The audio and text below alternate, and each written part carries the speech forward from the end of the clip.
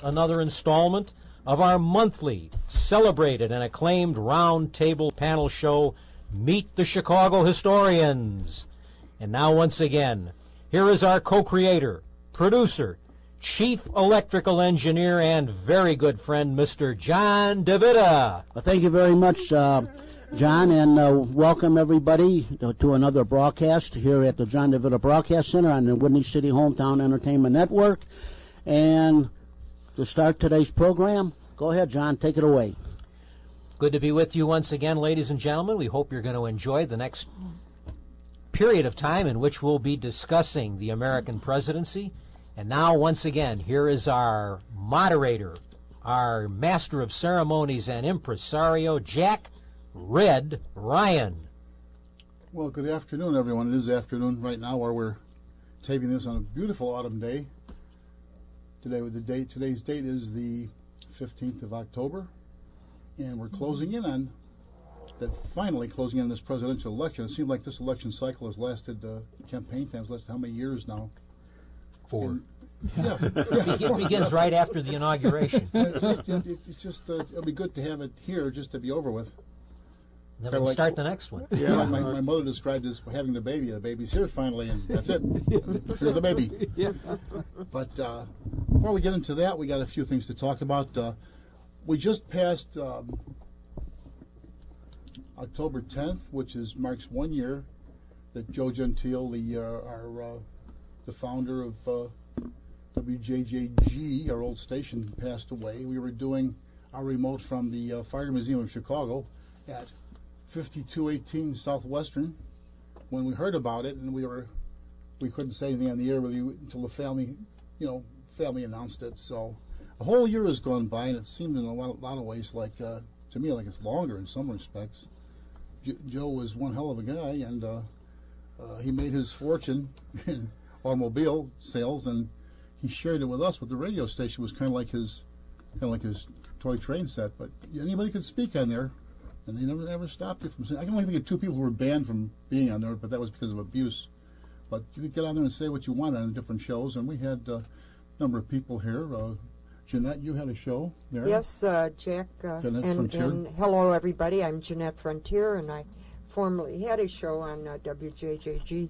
My best memory as far as doing one of my shows, I guess I got on a topic that I started talking about my parents, and got a story out of that particular segment. And Joe had a little apartment there in the complex of the radio, and evidently he was taking a nap or laying down and just listening, whatever it was.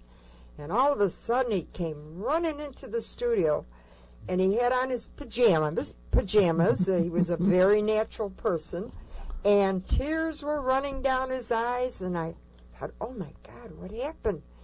And he came and he sat next to me, and he put on the earphones, and he goes, I'm telling you, he says, no one's ever made me do this before. He says, but when you started talking about your parents and your mother, he says, I got to get on this program because I want to tell you about my mom. And it continued like that. The phone kept ringing. Everybody had an emotional reaction to what he had said, what we had said. And we just had such a great time. And I probably was the first time that I said to myself, now I really know the real Joe. He's such a down-to-earth person. And he really was. He was a pleasure to work for. And so nice memory for me. And I think it was a nice moment for him, too. And so, and then each week we got a little more and more serious about our shows, and it felt comfortable. And so he was my initiation to comfort on the show. Jeanette Frontier, what was your show's name? My show was called The Last Frontier, of all things. And I not only reminisced, but brought up subjects of the day. A lot of call-ins kind of directed you to where you were going to what you were going to talk about, and I just enjoyed it very much. Did I ever tell you how I got started with Joe? No. Let's hear it. Well, I had just moved. I left Chicago and got to Roselle, Illinois, and I was sitting there with all my boxes and saying, you know, should I have made this choice and blah, blah, blah. And I turned on the radio, and sure enough, it just happened to be WJJG, and I passed it up, and before you know it, something caught my ear, and I thought, well, gee, I want to hear what that guy's saying, you know. So anyway, it was like having company in the house. It was a station that was so versatile and so down to earth, and then it went to music and sports and whatever. And so that night, I thought, you know, I'm going to be just like a fan would be. I have nothing more to say than what a nice station, how nice it made me feel, and we need more of this. And when I finished the little note, on the bottom I put, and you know what? I can do this. And I was doing it in jest. I was not thinking of anything other than, you know, this is nice, but I can do it. Well, that was a Friday. On Monday morning, the phone rang, and it was Joe Gentile. And he said, when do you want to start? I got my schedule. I said, Mr. Gentile, I'm writing it like a fan. You have a wonderful little station there. He says, well, what did I say? When do you want to start? I got an opening on Wednesday. I said, well, if you mean it, I'll try it. And that's how I got started. Wow. Well, the very next day, I was watching some grandchildren and reading them a story, and it was the Velveteen Rabbit. And because I didn't know what I was going to do. I didn't even know what I have to do on this station. And there's a line in it that says, when you are loved, you are never unreal again. And it caught me like, let me tear that apart. Let me use that as my story, and we'll work it from there. And that's the first thing I talked about, the Velveteen Rabbit. And it really made me like doing radio. So that's my story, and you're sticking to it. And I'm here. I did enjoy it. Jeanette, how many years ago was that? I had it for about 3 years. Yeah. Identify yourself. I don't know who you are. Yeah, Ken Little, and I'm just listening in rapture.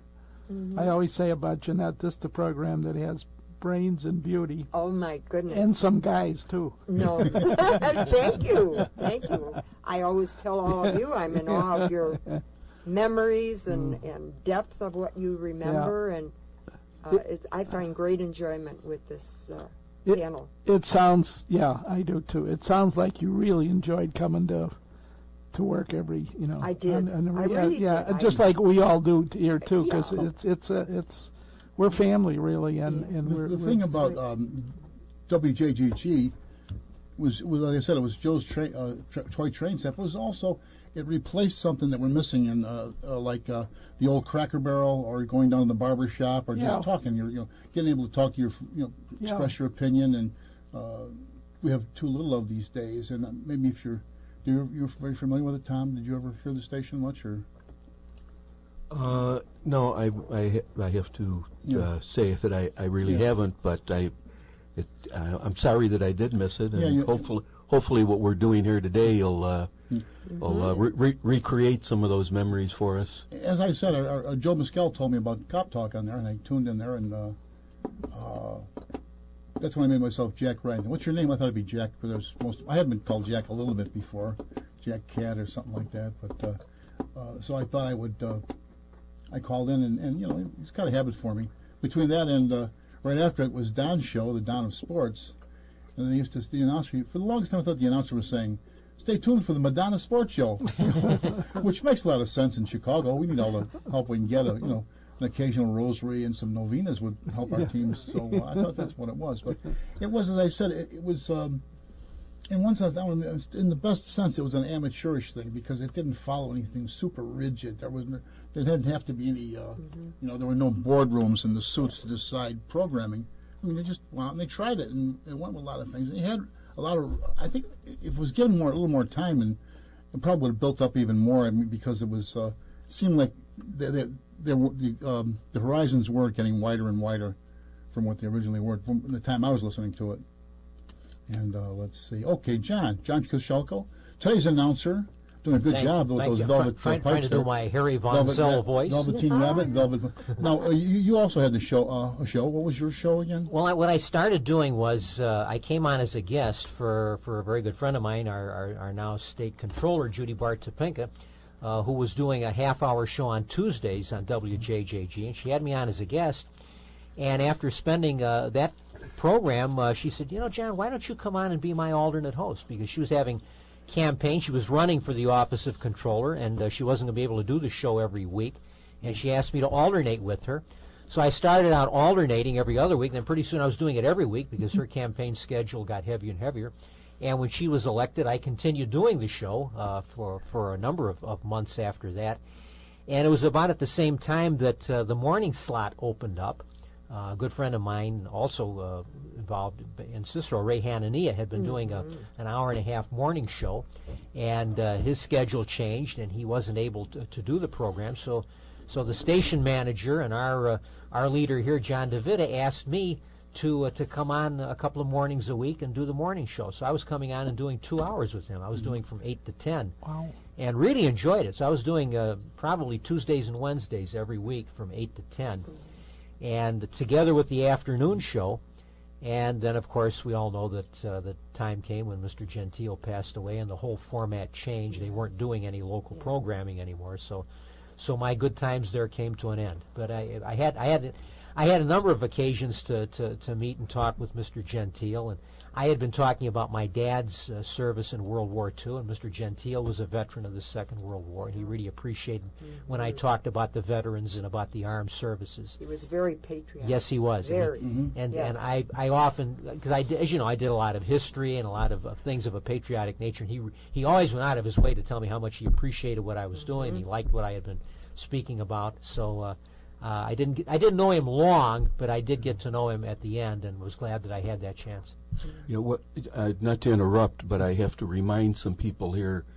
The name Judy Bart-Topinka was just mentioned. Anyone that has never met her, they're missing meeting a very friendly, outgoing, vivacious, vivacious, down to earth. And for those of you that don't know, I have to remind you that Judy ran for governor against a gentleman that is now in jail. So anyone that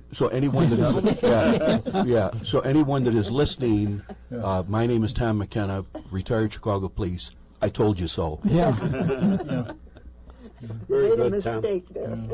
And Judy was very outspoken that when she was running, that things were happening that were not going to end well for that administration, but the tide was just against her, and she lost. She would have done an outstanding job. I served with her in the legislature. We started out together in the old 7th District. We were state representatives back in the multi-member district days.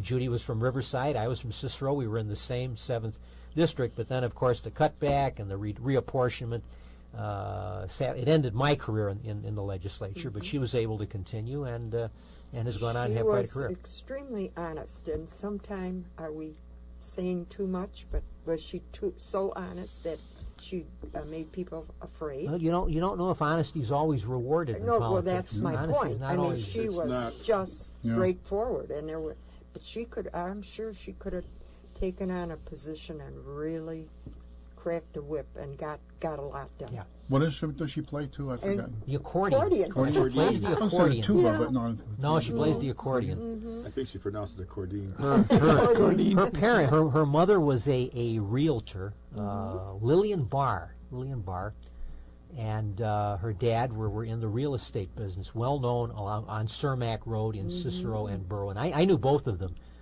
They're of course both gone, but I thought he was in the railroads. I'm sorry.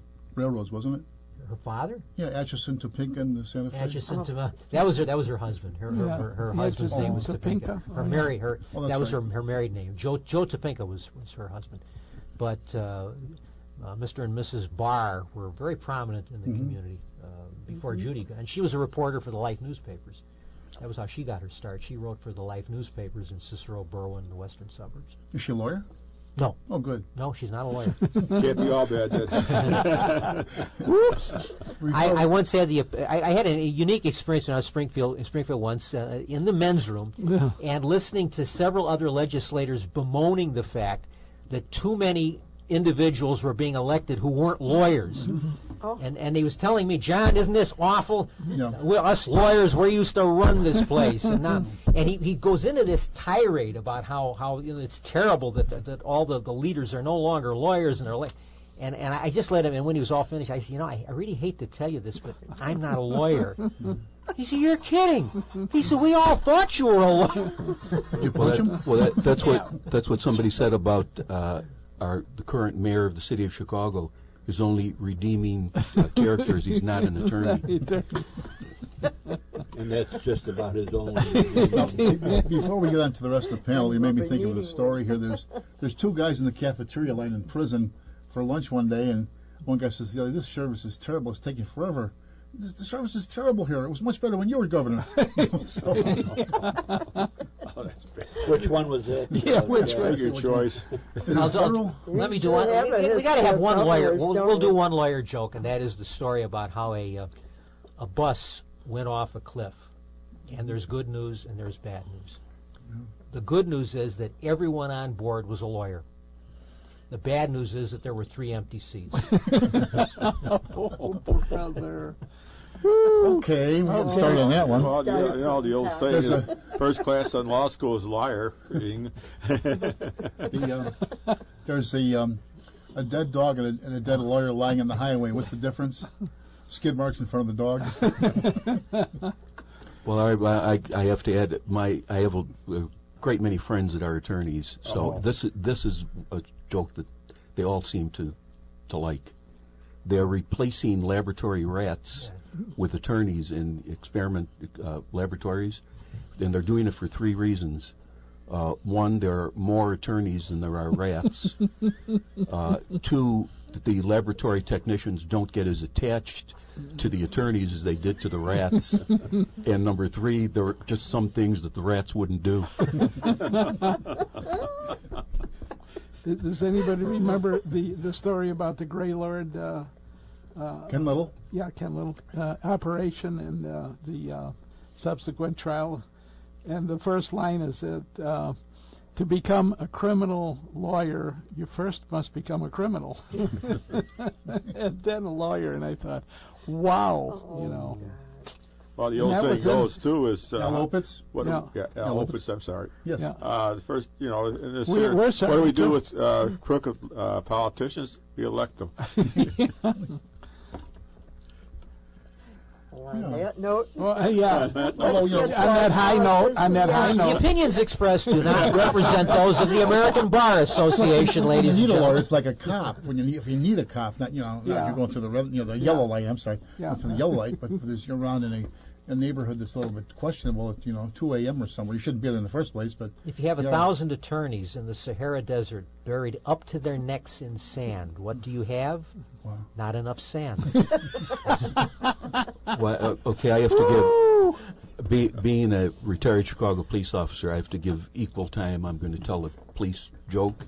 And most people here are old enough to remember the comedian Mort Saul. Oh, sure. And he always told a story about when he traveled around the country, when he got stopped by the police, he always used a tactic that got him off the ticket. He said when he got out of his car, he'd take a $10 bill and he'd drop it on the ground. And he'd say, "Oh, excuse me, officer, I think you dropped that $10 bill." And the police officer would say, "Oh, thank you." He'd pick it up and he'd be gone. He said it worked until I got to Chicago. I was driving down Lakeshore Drive. I got stopped by the police. I got out. I pulled out my $10 bill. I dropped it on the ground. And I said, "Excuse me, officer, I think you dropped that $10 bill." And the Chicago police officer said, "No, I dropped a 20." Very good. Good old days. Yeah. Those were the good old days. Yeah. it takes you a long time on this job to get unsensitive about even talking about a topic like that. So, anyway, we have Bill Kugelman as our first and last I can't top, any of these jokes, really. You're a fireman. You can tell some jokes. Well, no, it's we just don't have anything funny, do we? Well, Chief, you must have had some funny things happen at fires, though. Well, yes, you're living together all the time, or I can surprises. The lawyer jokes are one thing. I can remember having a run on Lawrence Avenue once, and it was like 2 o'clock in the morning, and I was just pulling up, and the guys were coming out, and they said, "Hey, Chief, you got to come in here." I said, "Well, what do you got?" He said, "Well, we got a pot of meat." And I said, "What do you want me for?" And you guys can handle this. And they said, "No, you got to come in here and see this." And it was just typical. Around that time, that Lawrence and Kimball neighborhood was all Jewish. Yep. And now it's all changed, and it's all, I guess Eastern I can't European. use the word Oriental, but it's better to East- use the word Asian. Eastern And, European. Eastern European. and No, Asian. Asian is the word, Al. Yeah, Asian. That you get. You're getting into my joke, Al. And they said, "You guys at our firehouse said that the dog was missing."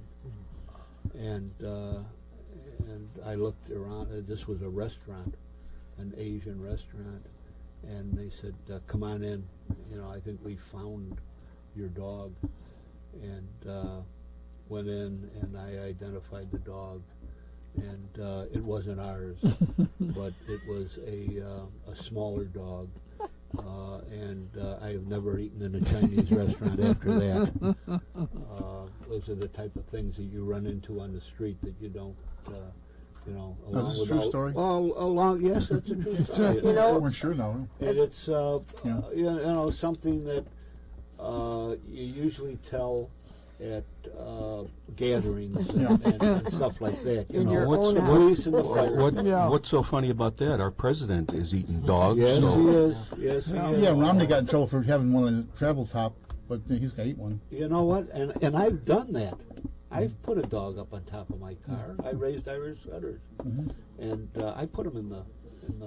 But you never, box up but on you the never, top. you never ate one. But I never ate Well, one. that's No, okay. no, That's I good. never- That's good news. never ate Cannibalism. That's virtually cannibalism, Well, in my opinion. There is a dog out there especially raised for food, and that's the Chinese Crescent, which is essentially a hairless dog. With that crescent on the top of the Yeah. head. Yeah. During World War II, there was if it wasn't a rumor, it was always said if you go to an Asian restaurant, you are going to have a dog or that. Horse meat was the big, Yes. Horse meat's European. because too. everything I was else gonna say, was rationed. Yeah. No. And I saw that cooked, Yeah. with a ton of onions and, Yeah. My last assignment was that area, the Albany Park, and the Asian, a lot of Asians, Korean, Chinese, whatever. And I tell you what, and I live around in that area. In fact, I was a neighbor of one of our governors that now resides in a federal penitentiary. mansion. But very few dogs, very few stray dogs. I used to see more of them when I was working in the ghetto on the west side and the south side. But up here, All half German Shepherd, too. Well, now with the coyotes around, you'll see less. Yeah. Cougars, too. Isn't that something? There's a Cats, tavern too. over in Archer, a lot of cougars hanging around there. Anyway, you said about Chinese food. Does everybody like Chinese food? Yeah, Much? it's all right. How about Japanese food? I never had much yen for that Never myself. had- oh. Da-da-da-da-da-da. Bang. Anyhow, this is our Let's warm-up put session. water Do you have in. anything else to get into the topic today about? Well, I Political stuff? guess we have centered on the fact that we're going to have politics, and it's a great subject. It might take us a long time to come out of that one, but finding a few articles, they say you should never mix religion and politics, so I am. So I just thought I'd give you a little pro and con on couple articles that I found, and maybe we can go from there. First of all, it's called God and Country. If Mitt Romney wins the election, would he become our most religious president? No. It's an odd question, but one that has come up in recent days after writer Nicholas Lehman said as much in a profile of Romney in the New Yorker magazine. If elected, Lehman wrote, Romney, scion of an old distinguished Mormon family, his ancestors had a direct connection to Joseph Smith and Brigham Young, would arguably be the most actively religious president in the American history. But what president would Romney displace from that title, most religious? Slate magazine suggested that Jimmy Carter might be the current title holder. Carter, a Baptist Sunday school teacher, was the first president to declare himself born again. Who else? James Garfield, a member of the Disciples of Christ, was the only president who has been a pastor. When he left his ministry for the White House, he declared, I resign the highest office in the land to become president of the United States. Alas, it didn't go well for him.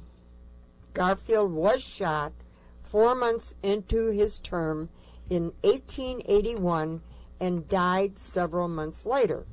Then we had William McKinley, was apparently a very devout Methodist who disappointed his mother when he went into politics and not the ministry. Nevertheless, he remained active in his church throughout his life. Richard Nixon was another president whose mother had higher aspirations for her son. Hannah Nixon thought young Richard should become a Quaker missionary. Steve Shaw, a professor of political science at Northwest Nazarene University in Nampa, Idaho, and co-author of The Presidents and Their Faith, From George Washington to Barack Obama, observed that some of the presidents most associated with deep faith, including Abraham Lincoln and Ronald Reagan, were not regular churchgoers. Lincoln, in fact, never belonged to a church and expressed doubt about the divinity of Jesus. If he were to run for president today, Shaw said, he would be seen as the best agnostic and probably wouldn't survive the primaries. And then again, we have our differences of talking about the VPs, the candidates who will be facing off. We have Joe Biden, and we have Paul Ryan. And just to do, he does this and he does that. Joe Biden became the 6th youngest senator at 30. Paul Ryan elected to Congress at the ripe old age of 28. Joe Biden rode Amtrak from Delaware to D.C., which is 220 miles round trip, for 36 years. Paul Ryan, none at all. Ryan sleeps in his office while he's in Washington. Joe Biden, a car aficionado. Biden owns a 67 Corvette, compared to Paul Ryan, noodling, catching catfish with his bare hands. Joe Biden, known to Secret Service agents as Celtic.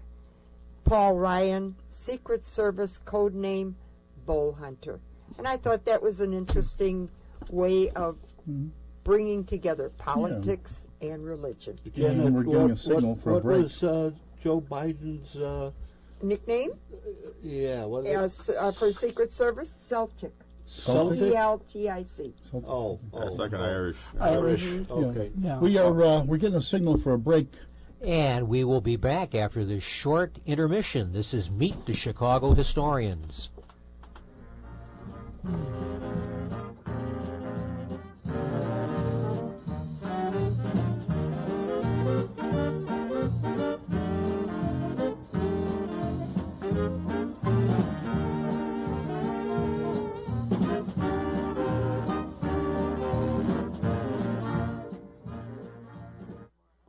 Well, friends, now that the autumn season is here, it's time to start getting your home ready for the winter season.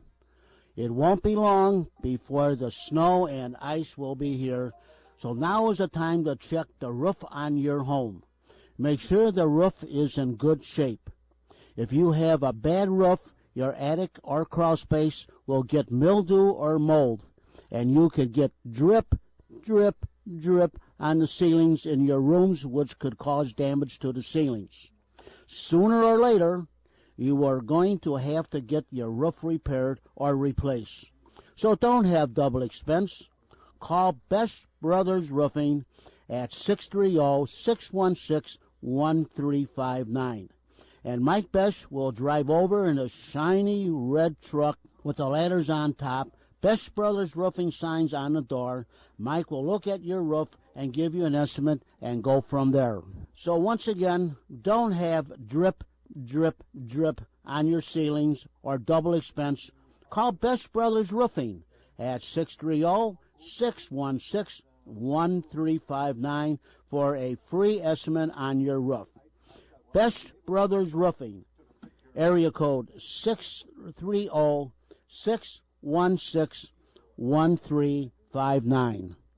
Please call today for a free estimate.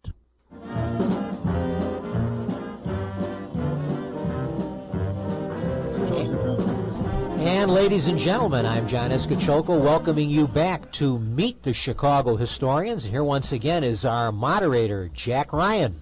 Yes, thank you. Very good item you brought us, Jeanette, and it ties us in with everything we're going to be talking about. And it's interesting we're talking about Abraham Lincoln because I thought that Abraham Lincoln was Jewish because he was, after all, shot in the temple. You know, you mentioned that, but it's a funny thing is that there were in America those who thought Lincoln was Jewish. There's the old story of Jewish immigrants who would come to America, and they would learn about America's great Jewish president, Abraham Lincoln. They would see him with the beard, the name Abraham. They assumed that he was America's first Jewish president. And actually, Lincoln was a man. To say he was not religious might have been accurate early in his life. He became increasingly religious as his presidency went on, and by the time of his assassination, he was a deeply religious man. He never joined a church, but he did attend Presbyterian services with his wife, Mary Todd. She was Presbyterian, and he often attended church services with her, although he never formally enrolled as a member.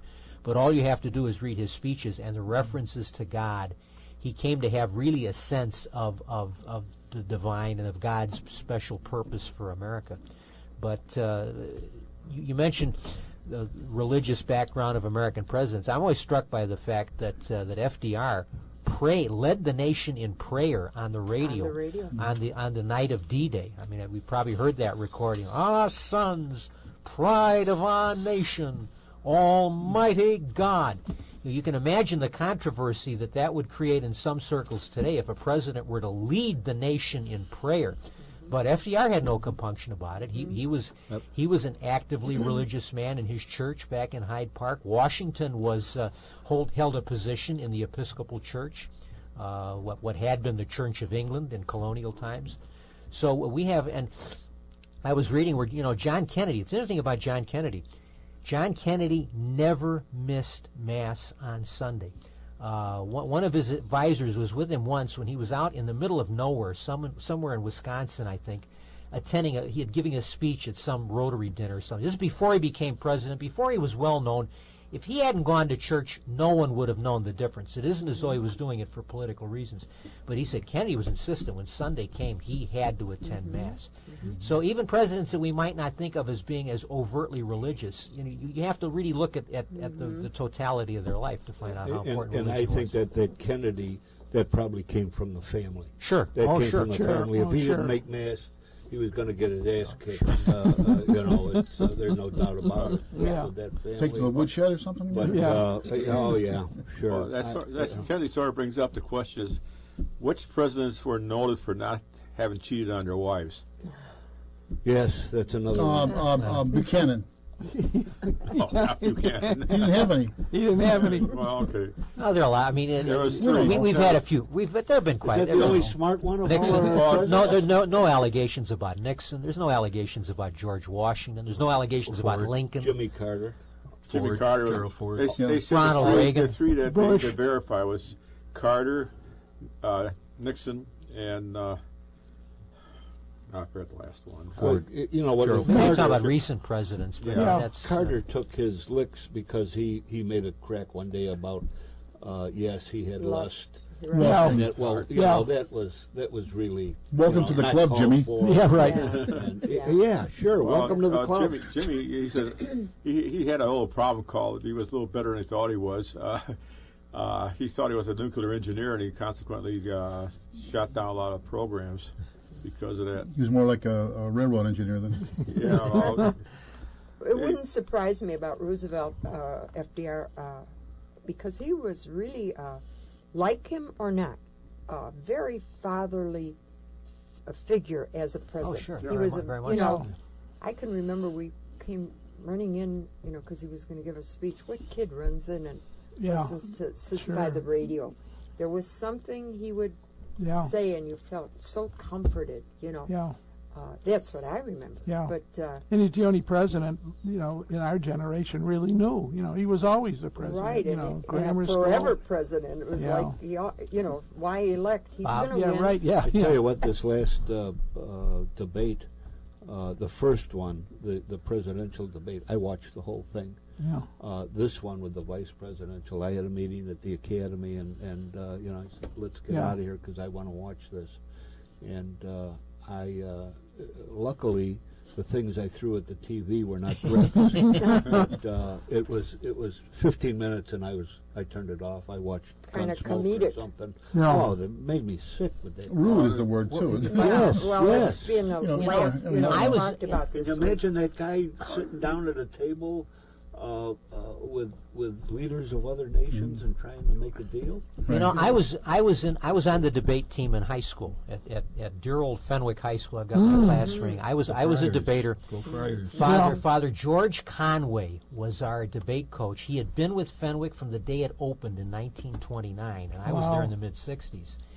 And if you had performed anything remotely like what Vice President Biden did, and you would have been bounced out on your ear so quickly. Absolutely. That sort of laughing, giggling, throwing up your hands, none of that would have been tolerated in a debate, in a formal debate. yeah. In general, And he's supposed to be such a religious going guy too. You know. I look at three versions of that. 3 points on there. For entertainment, Biden was the best. For knowledge was Ryan, and for being the most, I want to say yeah, I'm doing good. You just can't get to that Most last thing, mature, Al. most mature would be Ryan. So You know, consequently, Having the most patience also. yeah, Yeah. a lot of Yes. patience. I remember when I was in the police academy, one of the classes covered about how to conduct yourself in court. Yes. And one of the and I remember this now. It's 40 years ago or longer, but every single thing that they told you not to do in a courtroom when someone else is speaking, Joe Biden did. Yes. Don't make goofy facial expressions. Don't laugh. Don't snort. Don't throw up your hands. I can go on. Every Roll single your thing, eyes. right? Every single thing that they told you don't do, he did. Yeah. No, he was sickening. Absolutely sickening. I'm glad they Well, had the there's a double lot shot. of rhetoric And this you guys week. were I in the mean, police about department. I can remember when I had the IBI guys and we were working with, you know, the hypocrisy of, and I'm talking about the Catholic Church too.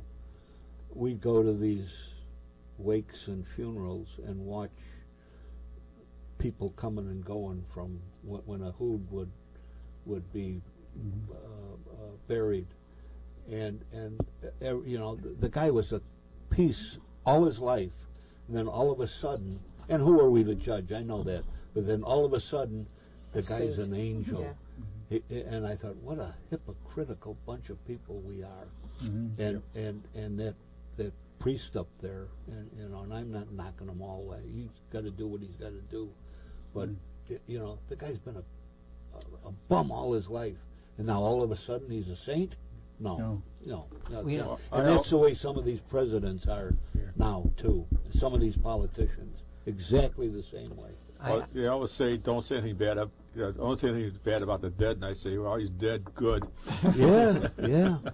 Do you think, John, did you have something to say? Go ahead. Well, I was just going to say Teddy Roosevelt's eldest daughter, Alice, who became Alice Roosevelt Longworth, and she married Nicholas Longworth, who was a prominent Republican politician, lived well into old age.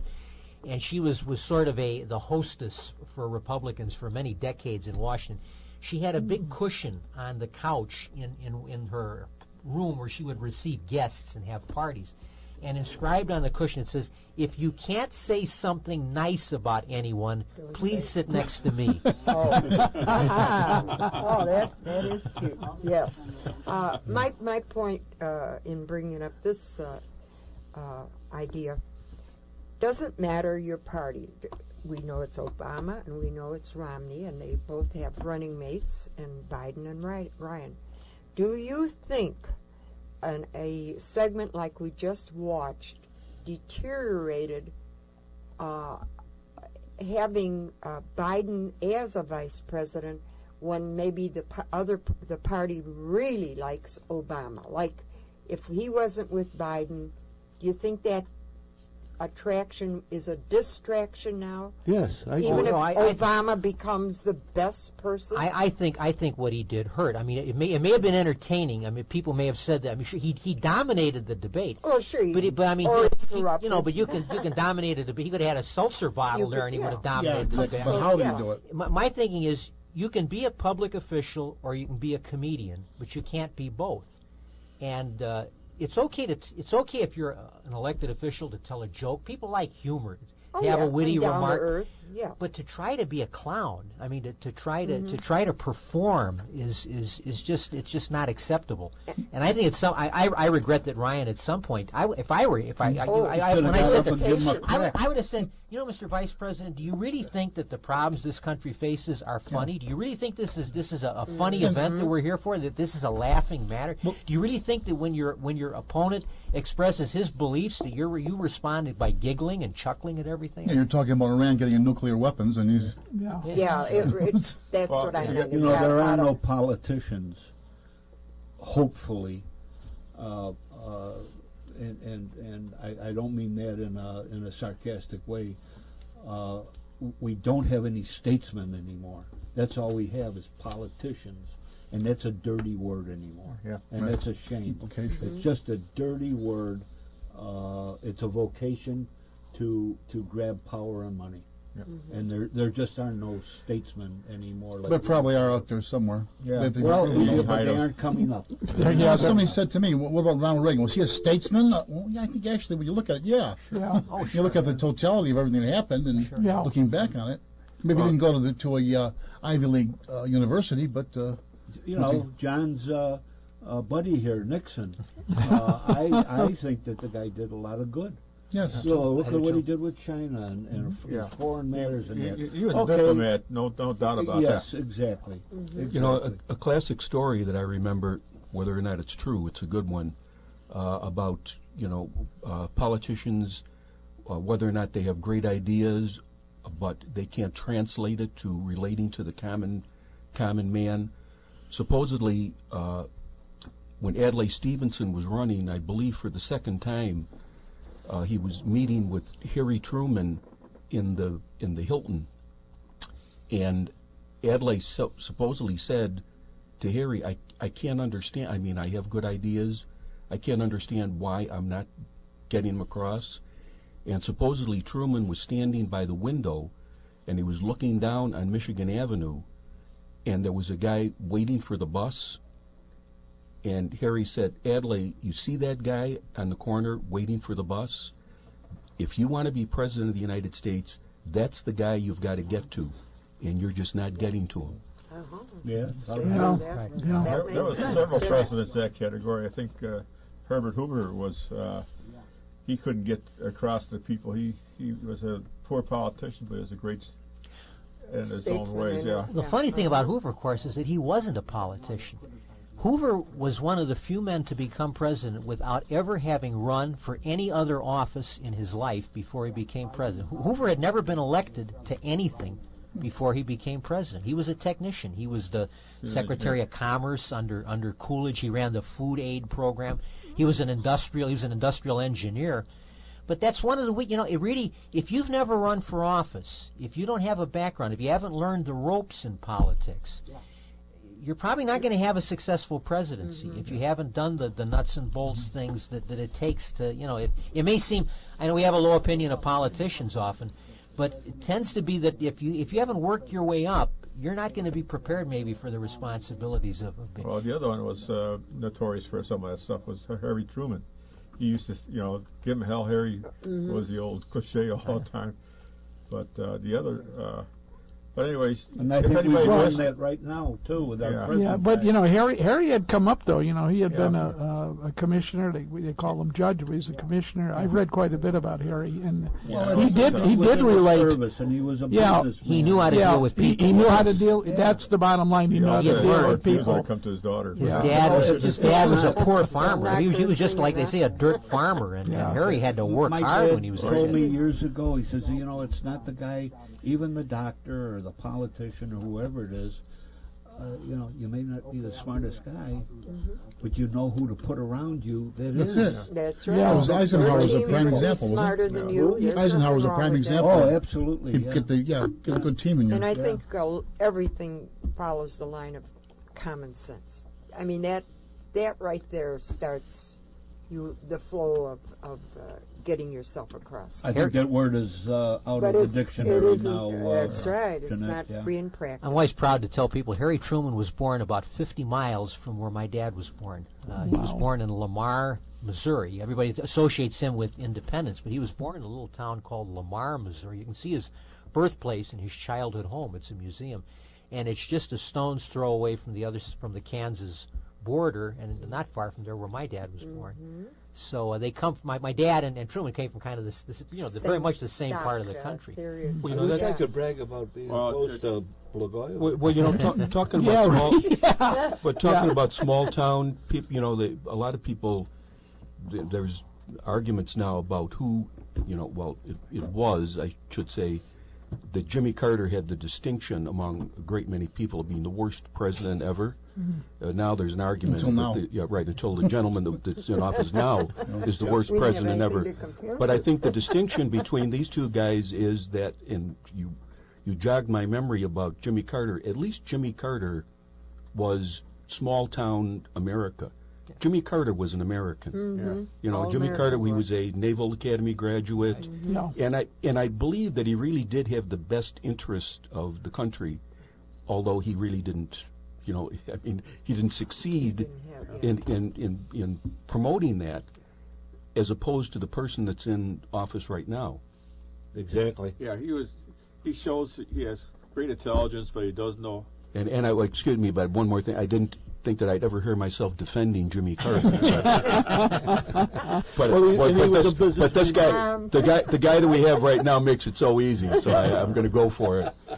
Well, go Obama has a great educational background, et cetera, but he cannot relate to the real world, I guess is the best way of putting it. And he never really had any office as such. He had 4 years as senator. He had a very And He was an absentee there. half the time he was running for president, Right. and as state representative, he spent the whole time running for Senate. So basically, Yeah. he didn't really have an office No, as he such. didn't take the votes You're either. talking about this guy we have now. Yeah, Yeah. and And don't I you say think that with sincerity, this guy. Yeah. The thing that struck me in the last race was that everybody running was a senator, and the senators. Yes. Somebody once said, and John, you probably back me up, that they all think they're smarter than the president, and they never have to worry about a budget. Or balancing a budget, and they can talk and talk and talk Well, as long as they want. But Ken, they are. Just ask them. Yeah. Oh, yeah. I think Bob Dole said, he said, I'm not sure, but I think it was Bob Dole who said, when I was elected to the Senate, I spent the first 6 months wondering how I could have been elected to the Senate amongst all these other senators. He says, but then, after 6 months, I started to wonder how these other guys managed to get elected to the United States Senate. How did they all get here? There you are. No, he was. I met him once. I really didn't have a chance to talk to him, but he seemed like a pretty nice guy. Yeah, He's a down-to-earth quality about him. A lot of them probably He's a got Kansan, there too. because they were appointed, such as their compatriots said that, wow, have I got an F and golden chance here? Yeah, right. I'm sitting on $1 million? Yes. John, you want to address that? If it's a representative, they must, and there's a vacancy, they must have an election, etc. But if it's a senator, he can be appointed That's by right. the. What was the story behind? Well, the reason is because they were always, they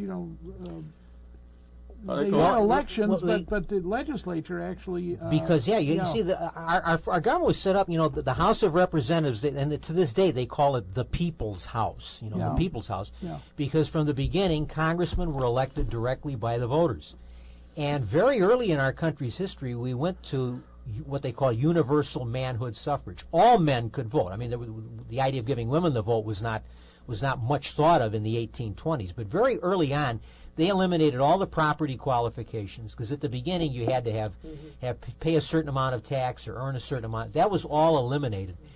And the idea was that the House of Representatives represented the people, but the Senate represented the states. Okay. Senators represent the states. That's why there's 2 for each state. And they were picked by the state legislature. The voters had no voice in picking the members of the Senate, except by electing their legislators, who then in turn picked the senators. And it was that way for over 100 years. They when didn't was it change amended? That. Do you know? That was changed in the Wilson I think it was just before Wilson became president. I think the amendment went through in 1912 or 1913. And there was a transition period. The incumbent senators got to keep their seats until the next election. But that was the idea, that the Senate represented the states, the legislators picked the senators, and if there was a vacancy, the governor would pick the man who would go to Washington to represent the state. The other thing was the senator did not have to be a native of the state. He didn't have to reside in the state at one time. Oh, You talking about Bobby Kennedy? That could be. Well, residency requirements have always been, they can be fudged, and you move in, you get an apartment, and please don't bring up the Yeah, I understand. But John, you always we always talk about the Lincoln Douglas debates. They were running for the Senate, and they did have an election. The people could only vote for the legislators. Oh, they couldn't vote No, directly. all these thousands of people that came out to hear Lincoln and Douglas debate, that wasn't when they ran for president. That was when they were running for the Illinois Senate, for the Senate, for senator from Illinois. Yeah. And all these thousands of people came out to hear these 2 men talk, and they couldn't vote for them. Yeah. Because only the legislators got to pick. Well, the other thing was that the representatives, U.S. representatives, didn't have to be a resident of the district either at one time, as long as they were a resident of the state. There's actually no provision in the Constitution that we have to have districts. Actually, you could be elected at large. A state could decide to elect all of its congressmen at large if it wanted to. That's it. But no state is going to do that. It's always done by districts. I hope Illinois never does that. We did it for the Illinois House once. I'm saying now. What does John Madigan call Illinois? Madagonia? Madagonia? Well, Bill, you made a remark. Madaganistan? Yeah. What, Fred? You made a remark regarding, I believe we were on Obama at the time.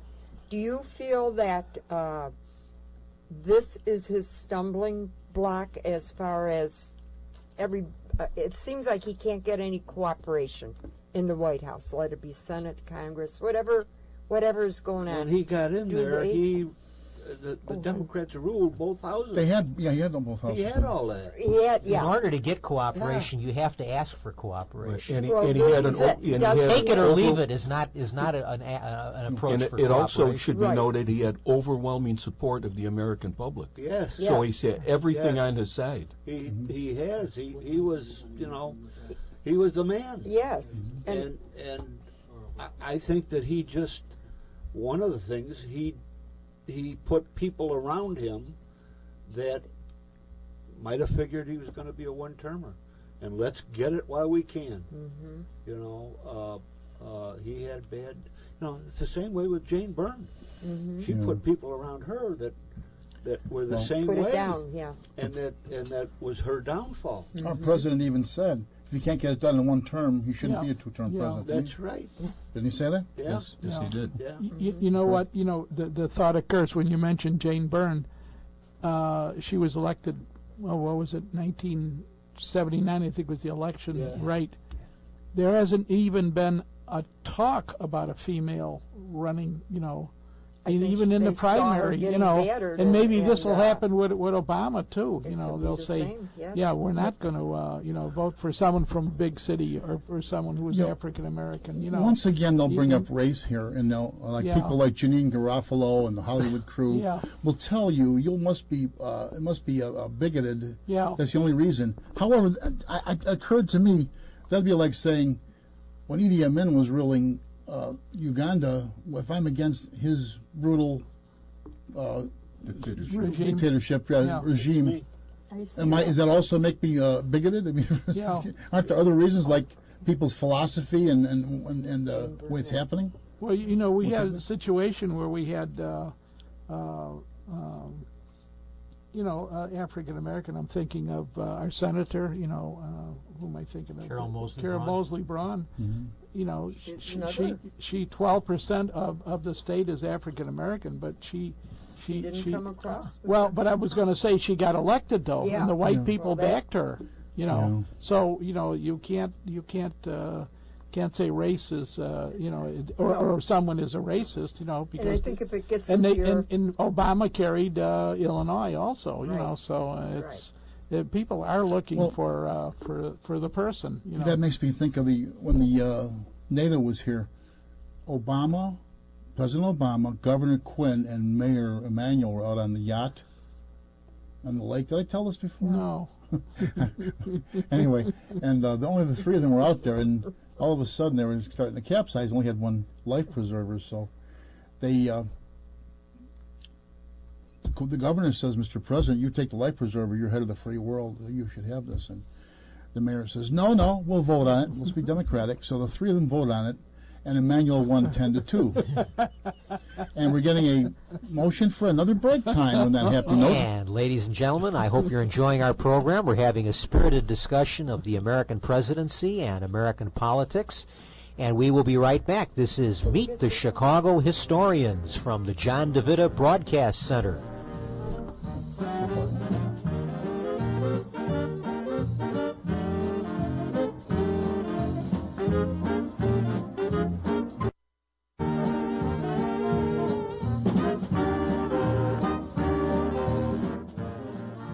Carpet Service has changed their name to Carpet Warehouse at 4300 West Montrose Avenue in Chicago, and their new location at 440 Sheridan Road in Highwood, Illinois, called Carpet of Highwood. Stop in and see Mike at Carpet Warehouse at 4300 West Montrose. Call him at 773-283-0100 or Brian Muir at 440 Sheridan Road in Highwood. Call him at 847-266-1400. For carpet in your living room, dining room, bedroom, den, or family room, stop in either location for a great deal. Once again, see Mike at Carpet Warehouse, 4300 West Montrose. Call him at 773-283-0100 in Chicago, or Carpet of Highwood, 440 Sheridan. Call him at 847-266-1400. Remember, if you need a carpet for your living room, dining room, den, or family room, stop in and see Mike at 4300 West Montrose Avenue in Chicago. Call him at 773-283-0100. Or Brian Muir at 440 Sheridan Road in Highwood. Call Brian at 847-266-1400.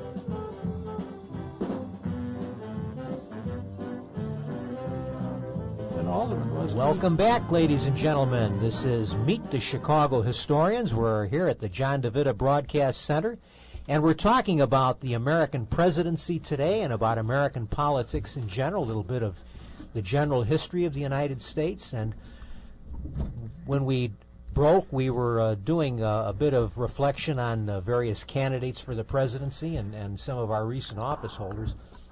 My opinion is that in general, if you haven't had executive experience before you become president, it's going to be very difficult for you to hold that job. Our greatest presidents have tended, in my opinion, to be men who were governors. FDR was governor of New York. Ronald Reagan was governor of California. Theodore Roosevelt was governor of New York. Those, at that time, New York and then California were the biggest and most important states in the Union. We've had successful presidents who were commanding generals, such as George Washington, a lot of leadership. who had leadership ability. Even Harry Truman.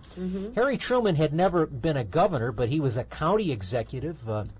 As my colleague mentioned earlier, he was called the judge of Jackson County, but that was not a courtroom judge. He was the equivalent of being president of the county board. Right, he was a commissioner. Yeah, he was a commissioner. He was an executive commissioner. And he was an excellent commissioner. And he had responsibility for roads and all the improvements in the area. He ran a small business. He wasn't successful, but he was also the commander of an artillery battery, Battery D. Yeah. And so he had a leadership position as an officer in the United States Army. So even someone like Truman, who you wouldn't think of as having had executive, he had executive experience in the background. Yeah. So good presidents who have not gone that route are rare. Now, John F. Kennedy was a good, solid president, and he had served in the Senate. But as a general rule, senators don't always lead to successful presidents. That's why very few senators really make it to the presidency. We think of senators as being automatic candidates, but most of the men who make it to the White House come from the governor's chair. For a while, it seemed like all senators, didn't it? Well, talking about qualifications for president, and you just discussed our successful presidents. After our current president was elected, you heard a lot of people say, and he went around and a lot of spoke in a lot of inner city schools about this proves that anyone can be elected president, and that is unfortunately, it's true. Anyone can be elected president. I mean, here is someone that discusses economics that has no background whatsoever, discusses the military that has no background whatsoever, and talks about foreign policy that has no background in it whatsoever. So he did prove one thing, that anyone can be elected president, and we have someone that anyone that's currently in office. Tom, I'm sorry, sarcastic. I go again because he surrounded himself with the same type of people. Axelrod, Emmanuel, and the list that goes but have on no and on. no clue, no background to any at all. of that. Yeah. Well, I always say that some people ask me who's going to be president. I say he with the most money. And consequently, sarcastically, it's true. I'm just going to say, isn't that a terrible, Do you think because Obama is such a good orator, I mean, he can He talk. relates to people. He relates does to relate people, and he knows right, what he comes across very well. Right. as a friend. He made an excellent car salesman. You'll forgive me. I know for a car bill. I'd like to offer a different opinion. He can read a speech from a teleprompter reasonably well, but I can remember Ronald Reagan, I can remember John F. Kennedy, and I've seen a large number of newsreels of FDR and Winston Churchill. Those were orators. Those were great speakers, every one of those men. I don't place Obama anywhere near the bracket that they were in. No. He can read a speech from a teleprompter. Convincing. Yeah. And he's great when he's surrounded by cheering throngs of his supporters. The two big speeches everyone talks about are when he addressed the Democratic Convention when he was running for the Senate, and that event on the lakefront the night that he was elected. So when he's surrounded by adoring throngs of supporters, but as an off-the-cuff speaker, I think in the debate we saw that he just doesn't have it. You missed one thing there, John. Paid throng. He also had a lot of. You got to look at it, though. Most of these are semi-prepared speeches that he gave out there, and I don't know how to. I didn't watch his debates between him and Hillary, but in general, they said I think it was generally felt that Hillary beat him in the debates. Even in the Nixon Kennedy debates. Nixon beat Kennedy. Am I glad you mentioned that? Yeah. Except for the fact that Nixon had a poor presentation, I guess the way put it. Well, you know what they said too? They said Nixon followed the rules. He addressed the chair. Kennedy played to the television camera. Right. Kennedy just come back from yachting, all nice and tan, no makeup. Nixon, no makeup for me either. When you look terrible, Kennedy had on a dark blue or black jacket, which stood out against the background. Nixon had on a gray suit, which blended in with the background. It was black and white TV, so all you saw was black, white, and gray. And he just sort of blended into the background. And he had been ill. He had an infection. I think he had banged his knee getting out of an automobile. He got an infection from it. He'd been taking antibiotics, so he wasn't he was pale. Yeah. He was so everything was everything Kennedy combined. had Hollywood, all of those people behind him telling him what to do. He also Kennedy also had the people that could afford to dress him properly too, where Nixon didn't have the money. Yeah. Well, they probably got the clothes from Truman. But anyway, Robert Hall. They were saying that those who listened on the radio thought Nixon did better because of but the visual, in the television age, right? Yeah. We know that. Yep. Anyway, right now, right here in Chicago, the Obama campaign is actually telling people that you should read the transcript of the vice presidential debate. If you just read the transcript, and then you don't see Biden laughing and giggling and throwing what does a his giggle hands look up. like in the transcript? Yeah, so that doesn't come through in the transcript. I heard this morning that Hillary took off for Peru or somewhere. Yes. Yeah, she's in Peru. Yeah, she threw the people under the bus and then she took off. Well, if you watched Saturday Night Live last Saturday, you would have got. Is that when they're on? Oh yeah, that was funny because they were talking about Biden and his speeches. They really enacted. Just like an I over-exaggerated. haven't watched it in years. You know what? While we're talking, and more to John, when's the last president who wrote his own speeches? I don't think there was one. Mm-hmm. Oh yes, Lincoln? I'm sure Lincoln, FDR. Oh, in those days, yeah. Lincoln did it in the back of a shovel, didn't he? FDR had a speechwriter named Sam Rosenman, who would prepare a text for FDR, but you see the text, and it's all, FDR would change things, he would correct it and do it. Lincoln, of course, didn't have a speechwriter. I mean, in those days, no one even thought in terms of a speechwriter. I think Reagan wrote most of his, because he had been, of course, on TV, had been both announcer, a spokesman, and he traveled around the country. Where he was able to.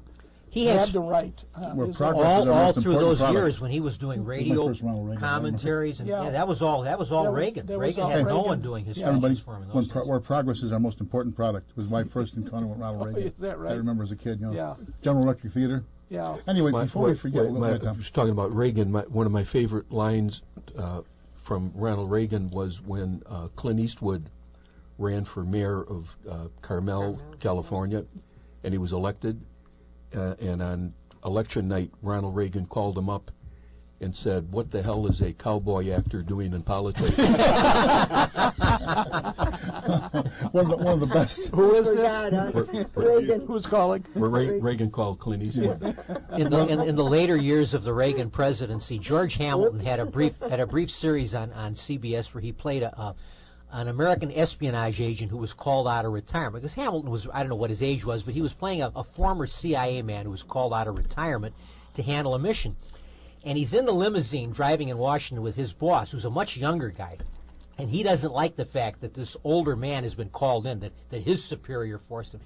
And he's saying, "We don't need a bunch of old guys involved in national security, a bunch of old geezers. This is a young man's game." And they're going past the White House. And George Hamilton says, "Say, driver, why don't we pull in here and he can go in and tell Reagan what he just explain all of this to President. It was one of those movies. Reagan had some great lines. I mean, the famous debate, the Benson and the vice presidential debate with Benson and you're no Jack Kennedy. Yeah, right. You're no Dan Jack. Quayle. I knew Jack Kennedy. You're no Jack Kennedy. Yeah. Reagan supposedly someone mentioned Thomas Jefferson. Oh yeah. He said, "I knew Thomas Jefferson." He was a friend of mine. Yeah, right. Yeah. You know Thomas Jefferson. Anyway, we were talking about the debate. The first debate was in October or something, or was it in September of 1960? Right here in Chicago. They were late. Yeah, they Yeah, were late. well, they were I late can in the remember- election campaign. We're I was talking a about freshman. a TV debate now. Yeah. Yeah. Oh yeah, I mean that one. Yeah. Yeah. I was a freshman in high school, and it was a Monday or a Thursday because the folks weren't home. Oh, The show's over, phone rings, Tribune with a poll. yeah. And Mr. Ryan there, well, no, who's the oldest person there? Me. My sister's away at college. Yeah. They asked me. My name was on the front page, Oh, really? the Tribune. Yeah, Jack Yeah, Ryan. I shared a page, shared the front page with a Pulitzer-winning cartoon too. About it says, "Want to go for a ride?" It's a tiger saying to a black native, African, "Want to go for a ride?" Communism says to him, And that was I was on that. So around the time we took the entrance exam to Rita, around that time. Yeah. I got to tell you a funny joke about Nixon's campaign. He came to our Air Force base. I was at Selfridge at the time, and he was at the terminal. And one of the guys there, electrician, was very enthusiastic about Nixon. So he went up to the terminal building. Here he is in fatigues. He worked on airplanes that had a tendency to be a little oily. And he's up the gate there, and they're trying to shoo him away and everything else. He said, so-and-so told me to stay here and stuff with he BS the colonels and all this stuff. And when Nixon came to the door, he comes over there and shook Nixon's hand and said, "Glad to meet you, Mr. President." Oh, yeah. There's a famous story of Jack Kennedy when he was running for the Senate in Massachusetts, standing outside the gate of a factory. You don't see that much anymore. There used to be a way of campaigning. That's because there's no more factories. Greeting all the factory workers as they came in, and the support. One really tough-looking guy looked at him and he says, "You're that Kennedy kid, aren't you?" He said, "Well, yes, I am." He says, "I'll bet you've never worked a day in your life." And Kennedy says, "Well, truthfully, no, I haven't." And he says, "Son, you haven't missed a damn thing." He shook his hand and went. You remember that you were talking about Kennedy going to a mass when he was at Hyannisport? The church there is St. Michael's. So he goes there. He's president now. And he walks in. He's got his own pew. You probably heard the story, the church is sort of packed a little bit, He's president now? He's president, yeah. Walks in, and he's all alone in his pew, and a few minutes later, one of the natives walks in, a lady, she walks in, she looks around, there's no place to sit.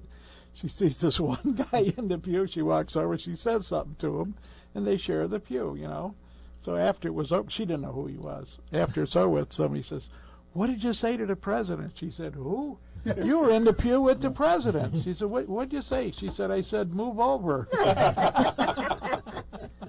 That's like I was. Loved it. And he did. He moved over. Directing traffic at Dearborn and Randolph one morning, and whatever, everyone said, "Good morning, officer." I says, "What's the good word?" He says, "Save your money." It was Ogilvy.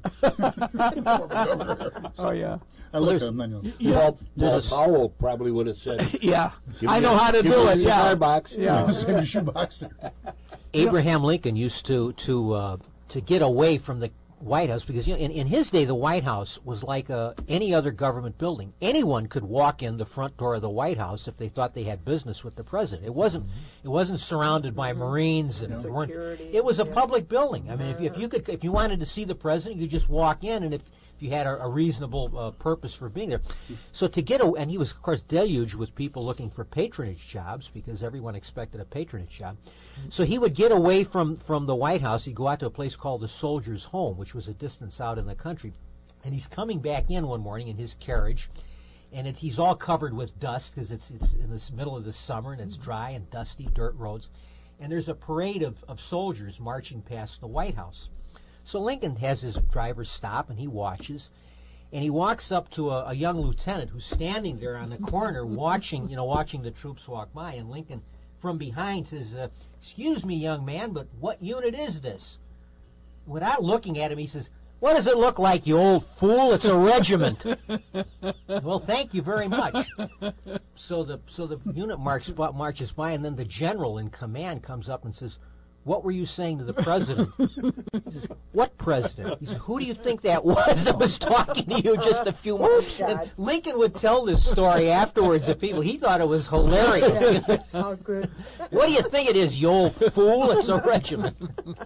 What was Lincoln's famous quote when he met Harriet Beecher Stowe, Uncle Tom's Cabin? He says, "So you're the little lady who started the Great War?"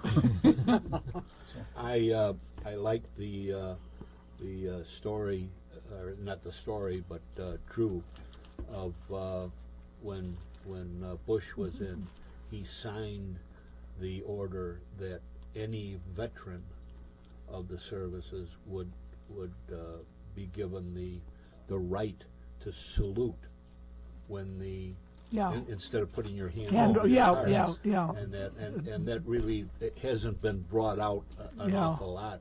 But I did that a couple of times. And I got looked at like I had two heads. People just didn't not aware. There's a guy not in uniform and he's saluting and I think that's something that should be brought out more and more, that you are entitled to. Well, some people only put the hand over their heart now, right? Oh, I know. I know. Some of the schools. I'm talking about some of the schools. Well, I know what you're saying, Jack, with Obama, but my Hersey High School, I don't mind mentioning it at games, sport games, and that I noticed that these kids weren't putting their heart, their hand over their heart, during that. At least they're doing the national anthem, and I complained about it. And how about I don't know how conversations? far it's going, but where's this? Out in Arlington Heights. Oh, okay. But I've noticed it with all the schools. They just don't do it anymore. Ronald Reagan, from the time he became president, began a tradition that now all presidents follow, and that is that he, as commander-in-chief, he would return the salute whenever the military, whether it was the Guards, when he'd be stepping off Air Force One, or anywhere, he would return the salute. And there was some criticism of this at first, but I mean, he's the commander-in-chief of the armed forces, and now every president does it. The story is told that when Bill Clinton became president, Clinton had never served in the military. Reagan had been in the Army Air Force during World War II, and Clinton did not know the proper way to salute. And Reagan, the story is that Reagan took him aside once and taught Clinton. He said, he said, people are making fun of the way you salute. And Reagan, without ever, didn't call it, but he practiced and showed Clinton the proper way to do a military salute. You sure that wasn't Monica that showed him how to do Well, but the thing I wanted to say is, everybody thinks it began with Reagan, but it didn't, because there's a bit of newsreel of FDR in 1942 or 43. He's over in North Africa reviewing the troops, and as the troops come by Franklin Delano Roosevelt with an FDR flourish, he brings his hand up to a hand salute. So Reagan was really carrying on something that had begun by FDR in World War II. FDR did. There's footage of him giving the hand salute in World War II. That's again, not to keep on harping on our current president in the negative, but I will. Please do. Right. It's a classic example of how you can reinvent yourself if the American people don't know what you were before. And when I see our current president standing in front of a whole bank of American flags or speaking at a military base, or and if you didn't know his background, you would think, well, gosh, this guy's, he's patriotic and, backing our military. Prior to him becoming president, and no one seems to be able to answer this question or tell me anything different, prior to him becoming president, name one patriotic thing that this man ever did prior to becoming president of the United States. Did he ever go to a 4th of July parade? Did he ever display the American flag at his residence? Did he ever walk up to a member of our military and say, thank you for your service? Did he do anything? one single thing supportive of our country or the military. No one seems to be able to tell me, because I know pretty much a lot about him, and no one can tell me anything that he did. Now that he's president and his attempt to reinvent himself to the American people, he is portraying himself something that he is not. And when he is defeated, he will not ever again do anything patriotic, because he won't have to. Well, what about with all those corpsmen around him? Endorse those checks, though, that we gave him. You know, what about with all those corpsmen around him? Yeah, the corpse in the 57 states. In the every one of the 57 states.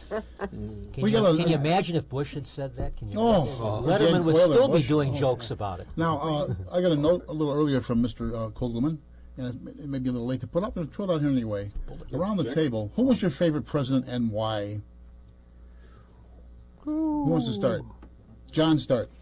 Well, naming one would be impossible, but I am known, because it strikes people as odd, I am a staunch conservative Republican, and I believe Franklin Delano Roosevelt was the greatest president of the 20th century. I think Reagan was close by, and Teddy Roosevelt was third. But I have a great admiration for FDR. My dad always said that he thought Roosevelt was the greatest president of the United States. But he said, I'm talking about in my lifetime. I'm not talking in terms of Washington or Lincoln, but he said in my lifetime, FDR was the greatest president. So I got that beginning from my dad. But as I've gone on, his personality, I love to watch film clips of FDR. He had the ability to speak, the smile.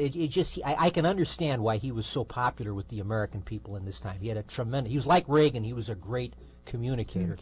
But his leadership, and I've talked about him saluting with the troops, his leadership in World War II, the fact that he led this nation to victory in the greatest war the world had ever seen, to me that gives high marks to FDR.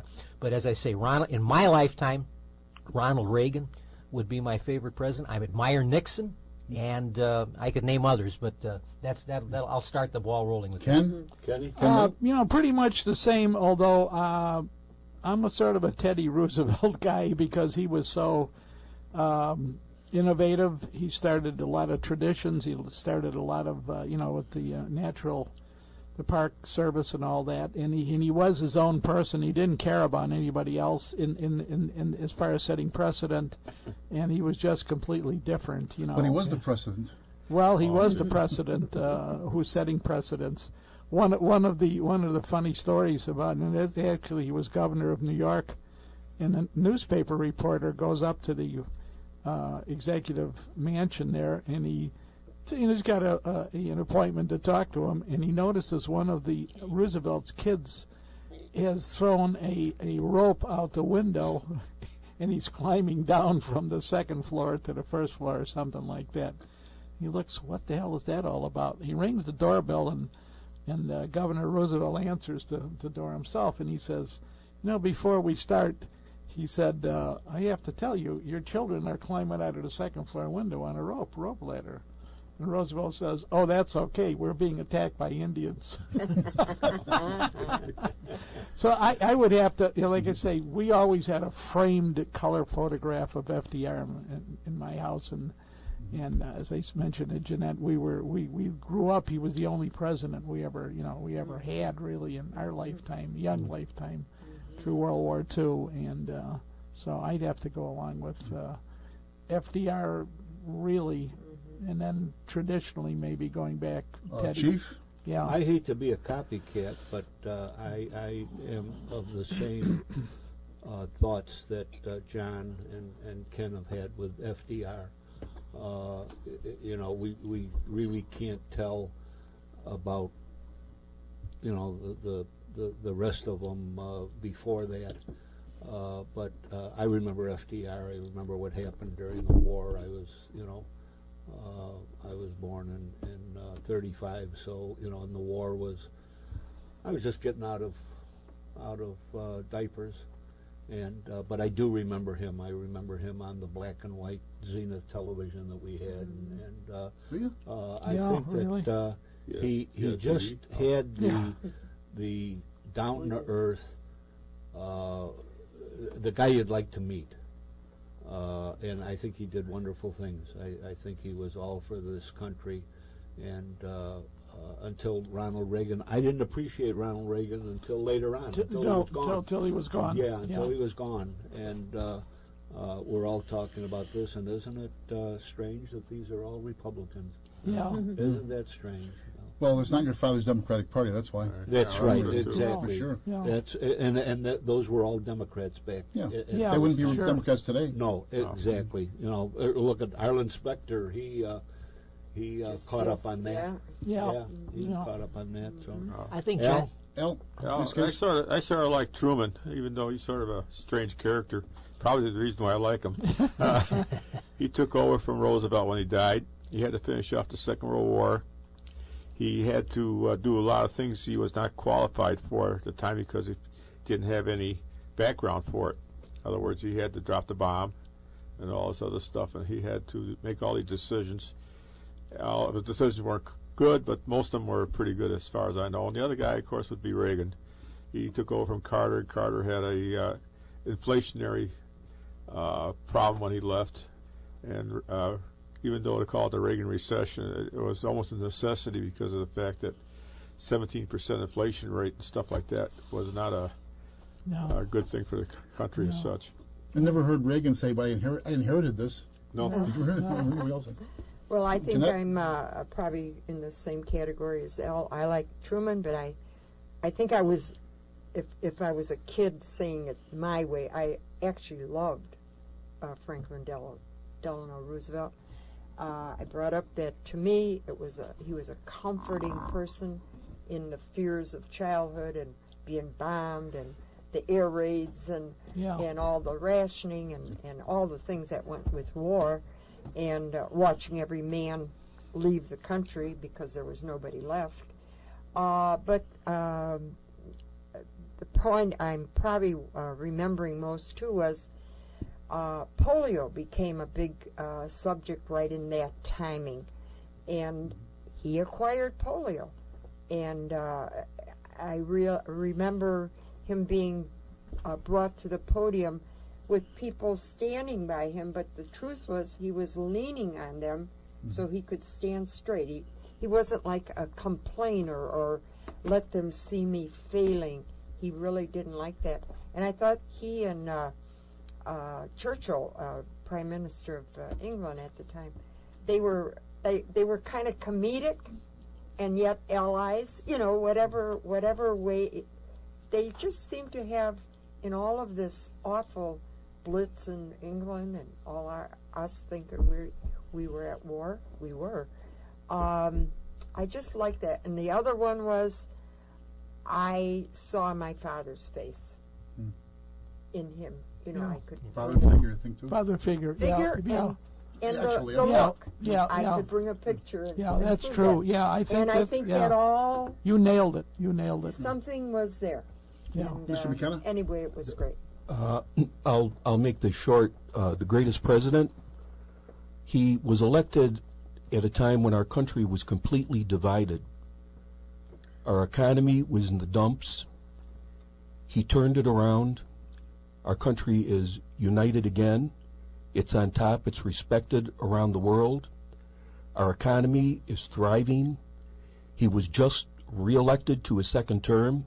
I'm looking at the calendar. It's November 19th, 2016. Of course, I'm talking about President Mitt Romney.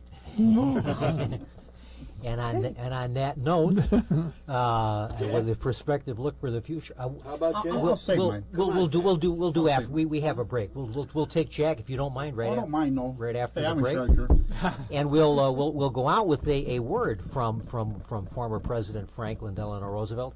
So let me assert my firm belief that the only thing we have to fear is fear itself. That's right. Ladies and gentlemen, we'll be back with Meet the Chicago Historians after this break. Great job.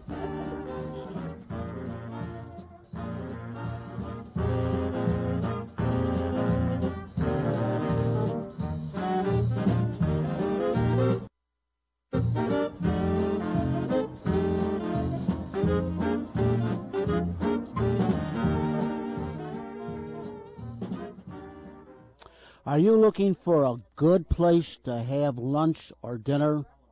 Well, I have just the right place for you to go, and that is Sorrento's Village Restaurant and Pizzeria, located at 2318 North Mannheim Road in Melrose Park.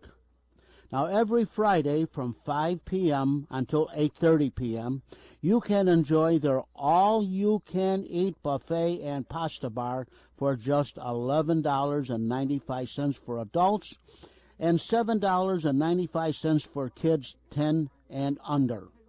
Sorrento's is proud to introduce its Friday night buffet with a pasta bar made to order, fresh pasta with your choice of vodka, Ford cheese Alfredo, or marinated sauce, plus Sorrento's meatballs and sausage, and a buffet that is bursting with flavors from risottos, seafood, chicken dishes, and a variety of Sorrento's pizza, and a full salad bar and garlic bread.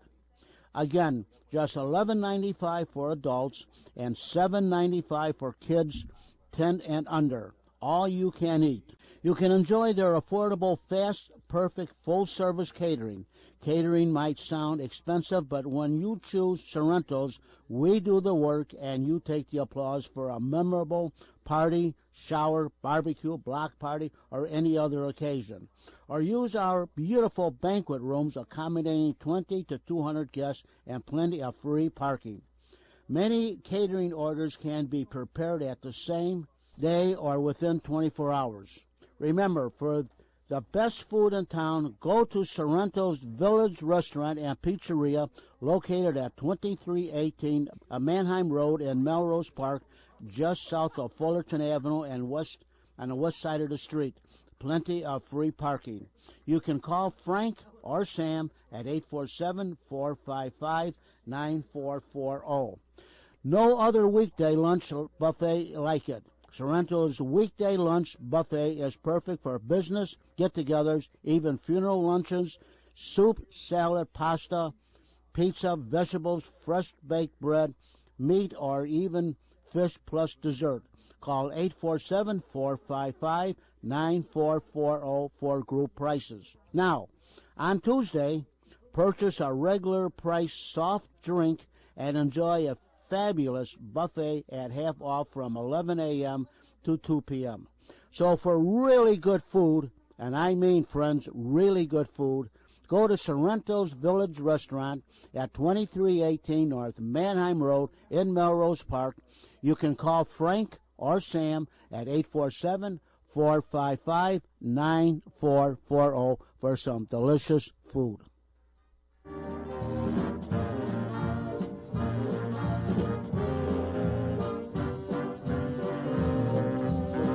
Well, this is Ronald Reagan here, and we're back to our program. And remember, I'm paying for this microphone. And we'll go to our genial host, Jack Ryan. What a great line. I sway ya. I was going to say, it's kind of hard to top that one, Tom, about President Romney's second term, but I'm going to go with it. My lifetime would be Ronald Reagan. Ronald Reagan restored pride, something we, in America, we don't have to feel corny about saluting the flag, getting teary-eyed. You hear the Star-Spangled Banner. He was 100% American, and remember that when he passed away, how long ago was that? About 5 years, or 2000?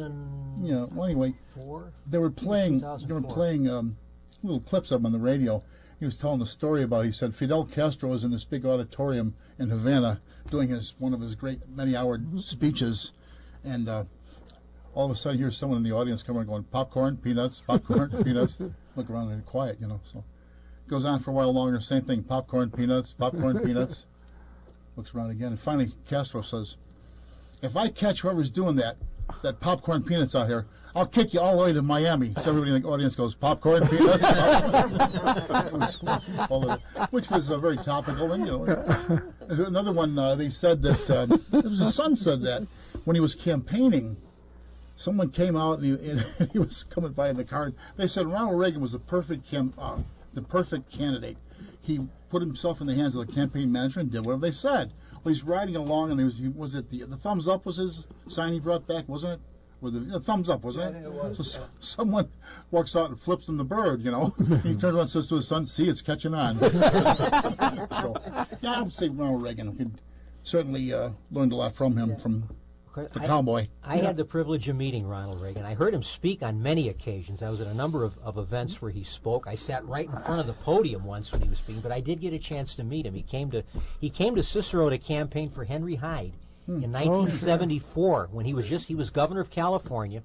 This is before the 76 campaign. And I just had the good fortune. I was involved with the organization, and I got a special invitation to the event. I got to meet him, shake hands, have my picture taken. I had a biography of him that was written by a man named Lee Edwards, paperback, and I asked him to autograph it, and he says, "Gee, I didn't think anyone bought a copy of this book." And he signed it for me. And you said, "I stole it from the library." I really want to know. And I was just fortunate enough. I was standing. He was speaking from a flatbed truck out in the parking lot of a bank. And when they opened the path for his limousine, I just happened to be standing in the right place. Occasionally, when you're in the right place at the right time. He was as close to me as you are when he got into the car, and I said, "Governor, you would make a great president." And he looked up and says, "Well, thank you, young man. I appreciate that." So I've got that personal memory. Him looking right at me, saying, "Thank you, young man. I appreciate that." You know what, John? Let me. On the other reverse of that, I had the unfortunate privilege of going to New York, and not New York. There were 9 firemen killed in September 11th. What was that? Was that the roof collapse on the where the guys set the fire in there, and the guys I can never think of the name of that that town. But anyway, they had a big service in an ice hockey rink building, and what's his name? Bill Clinton and Hillary and that mope that was his vice president, Al Gore. Al Gore were there, and there was maybe 10 of us, 12 of us that were representing Local 2, and I'm sitting up there, and we were all they were announced that they were there, and our international president, Harold Schaffberger, was vying to become the Secretary of Labor, and so he's very, very political. And we were all wondering, boy, this is something, the president and the vice president all together, One of our guys made a crack very loud about, where's a gun? We get one of those rifles and that, and he was escorted out. Yeah. Wow. And you're right. Yeah. We came down, and we were invited. Then the representative came up and told me, he says, bring your delegation to such and such a room, and the president's going to be there. And so we went in. I had the privilege of pulling my hand back. I would not shake the hands of that guy. President Clinton. Because just of Clinton. Yeah. I just would not do it. And I, of course, was the first one. I was first one kicked out. No, the rest of my delegation did the same thing. Did the same thing. We would not shake the hands of that guy. And, I'm not going to brag that I got a picture with President Clinton and that. No, I tear it up today. I couldn't do it. Well, that brings up an interesting point, though.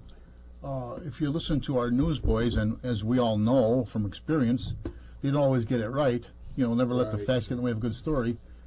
According to the news, if you listen to it, Labor is all Democrat and all for, and they don't look people individually. And you're a perfect example right there. Yeah. Mr. Shepard, was he the man that was always on the telethons with Jerry Lewis? I remember him. He would always be on the Labor Day telethon. He was very, when I had the convention here, Gore came in, and Gore was running for the presidency, and Harold just, he almost had a fit of depression when Gore lost, because he wanted to be the Secretary of Labor so bad, just so bad. Yeah. And we had a Love Story was about Al Gore. Well, we're on the internet, and we should thank Al Gore. And the reason that Obama lost the first debate is because of the altitude in Denver. Yeah. He said that. Yeah. But while he didn't finish the statement, Gore said, well, he arrived late, and you have to understand that Denver is 5,000 feet, but he stopped because he realized what he was saying, because the next line would have been, so therefore that turned our president into a complete idiot. He stopped short of saying that. Oh boy. We bought a like I say, we had the convention here, and Gore came in. We had a big to-do about it, a big parade and all of this of all the delegates, and so with Local 2, we were required, a nice thing to do, to buy a present for him. One of our people had moved to, I think it was Vegas, and he started a business out there of making handmade cigar boxes and very fancy ones in it. So we ordered one and presented this to him, and it was going to be the big thing. Oh man, we're going to have a photo op, and this is going to be it. Especially if he gets elected. Well, we came in and we wanted the presentation done, and I contacted his liaison guy and told him about it, and we had this, and it was all going to be fancy and that. And the guy says, "Oh, that's nice." Boom. He took it and he walked out with it. And that was it. That was it. That was the presentation. That was the presentation. Yeah. He never sent anything back on that. And I No. thought, what an ignorant. Yeah. Gore, Yeah. I looked up Gore on the internet, and his family goes all the way back to the Pilgrim period. Oh yeah. He was, for some reason or other, this guy that came over on a ship, his name was Gore. They could never figure out where the name came from. And he was the only guy that they ever found with the name Gore at that period of time. Well, And consequently, anybody here in the States would be related. Yeah. Apparently, yeah. Leslie Gore? His father was a United States Senator. Same name, but he always went as Albert F. Gore. Mm-hmm. Yeah. Our Al Gore is Albert F. Gore Jr., but he never used the formal name. Right. He always called himself Al Gore. Did you know Mitt Romney's, why am I having a problem with him today? It's Willard. Yeah, Willard. and I just read that too. And of course, if you want, you could do a short bit about first names. We have Stephen Grover Cleveland. Yeah. We have Thomas Woodrow Wilson. So there have been a Even few presidents. that Nolan didn't Ryan, the use their- pitcher, Yeah. he has a first name ahead of that. Joyce Kilmer was the poet. Right. Some name was ahead of that, Joyce also. But someone said to me, I was taking a missing persons notification when I worked there, and they said, where does he go to school? He says, some woman's school, Joyce Kilmer. I said, that's a guy, poet, killed in World War I. And who was the only American president who was originally a king? A king. It's Gerald Ford. Oh, yeah. Gerald Leslie Ford was King. born Leslie you're right, King. yeah. He Oh, was I born didn't know Leslie that. King. His real name was Leslie King. he what was happened? all- Was he he's- adopted? you know, His mother remarried, and his I didn't know his that. second father adopted him. Oh, okay. And he took, and he took his second father's I name. believe Clinton also had another name. Yeah. He Other was, names. Kelly, I he think. took I think, yeah, it's a his similar circumstance where stepfather's- his mother was married a second time, Yes, and the second Took the husband name. adopted. Yeah. Well, the other thing, the trivial thing about Gerald Ford is he's the only president that was never elected. Yeah, sir. Yeah. Vice president and president And never president elected. never Never elected. elected. Yeah. But Kerry, he sort of his original name I think was Cohen, Mm-hmm. and he goes back to the period of time when Jews were very lambasted in Europe, and he changed the religion and his name to Kerry for business purposes. You're talking about Senator John Kerry? You're right. Yeah. John. Yeah. So, John, there's a couple of them. Yeah. John Kerry walks into the bar, and the bartender says to him, so why the long face? He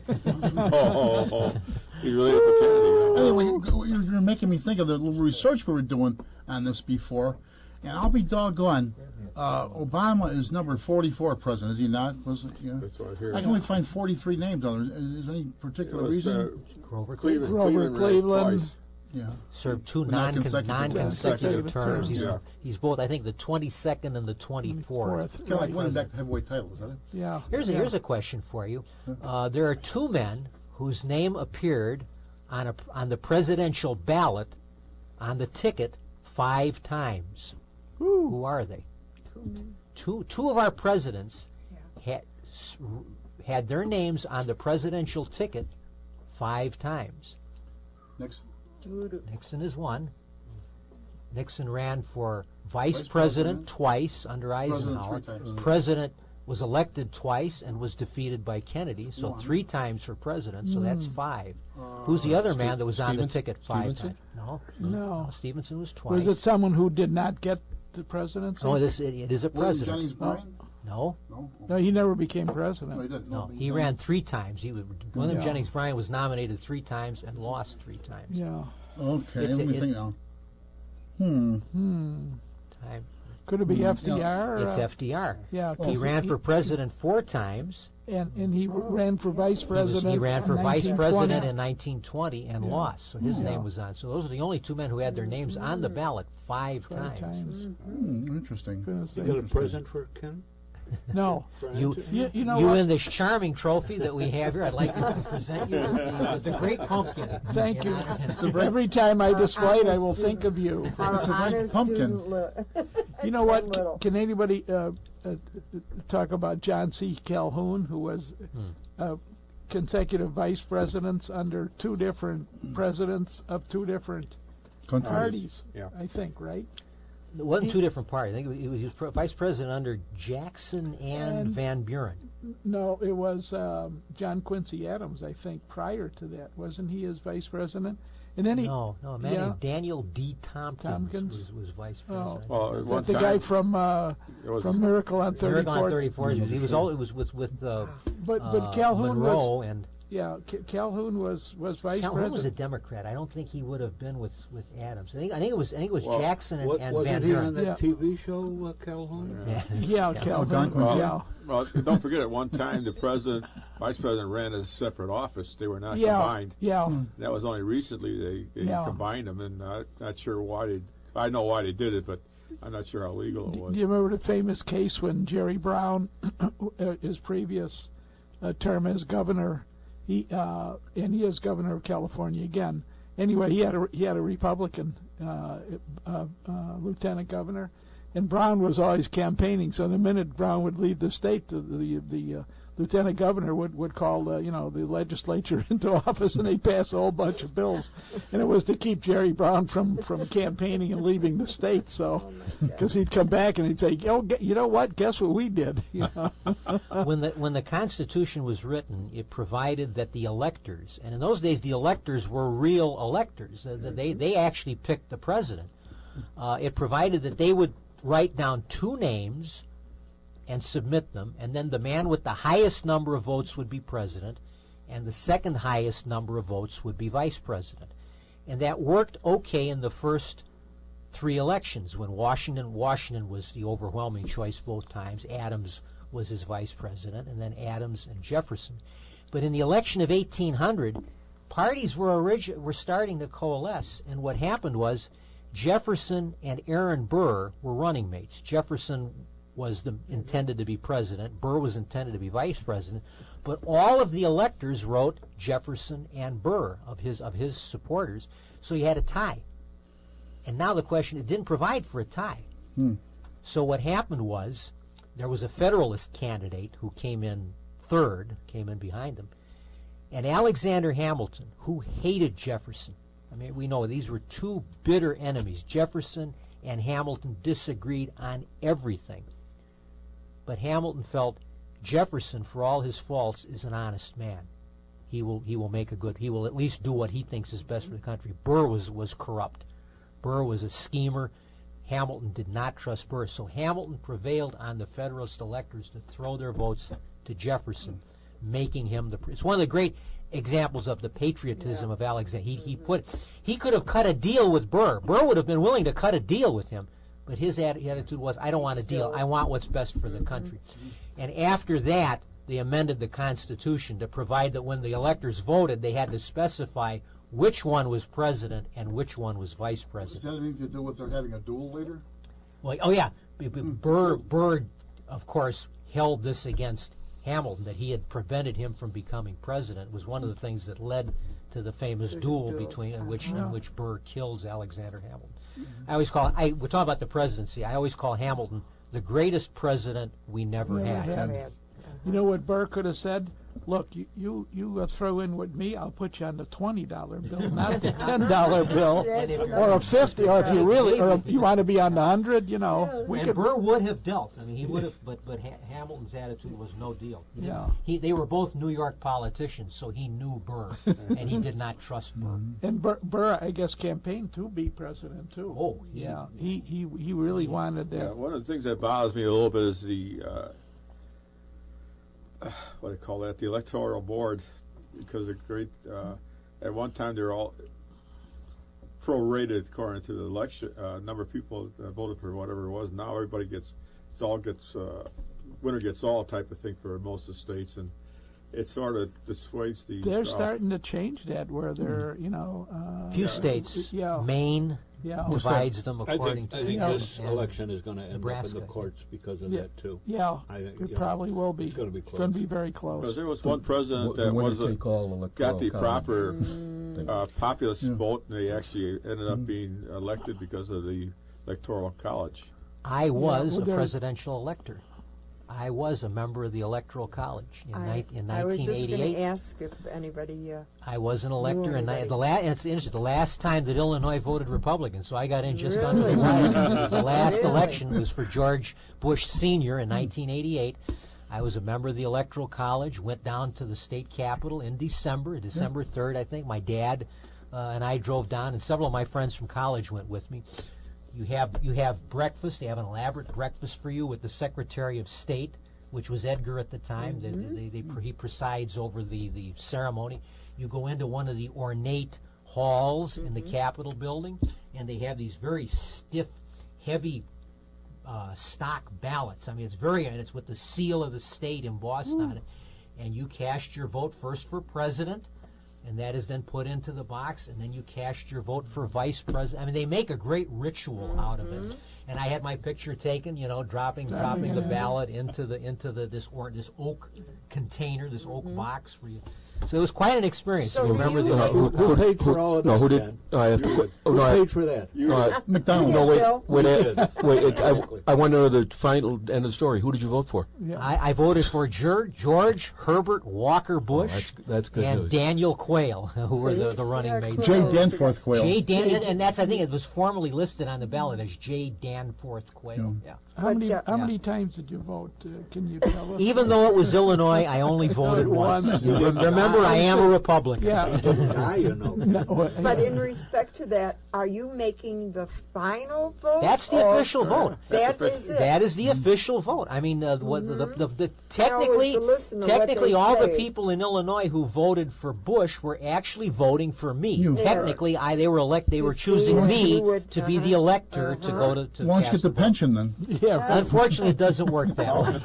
Well, if you had voted in Chicago, they might have passed out multiple ballots. If you had voted in Chicago, you would have got a pint of wine. Or something, or a silver dollar from Patty Ball. A Christmas turkey. Hey, that was my ultimate note. Stick it in every pot. Oh, yeah. I often heard, when they would say the electoral. Yeah. I was interested in it, and I expressed my interest. Did they choose one? They do it by district. I mean, you are chosen one from each congressional district and then two at large.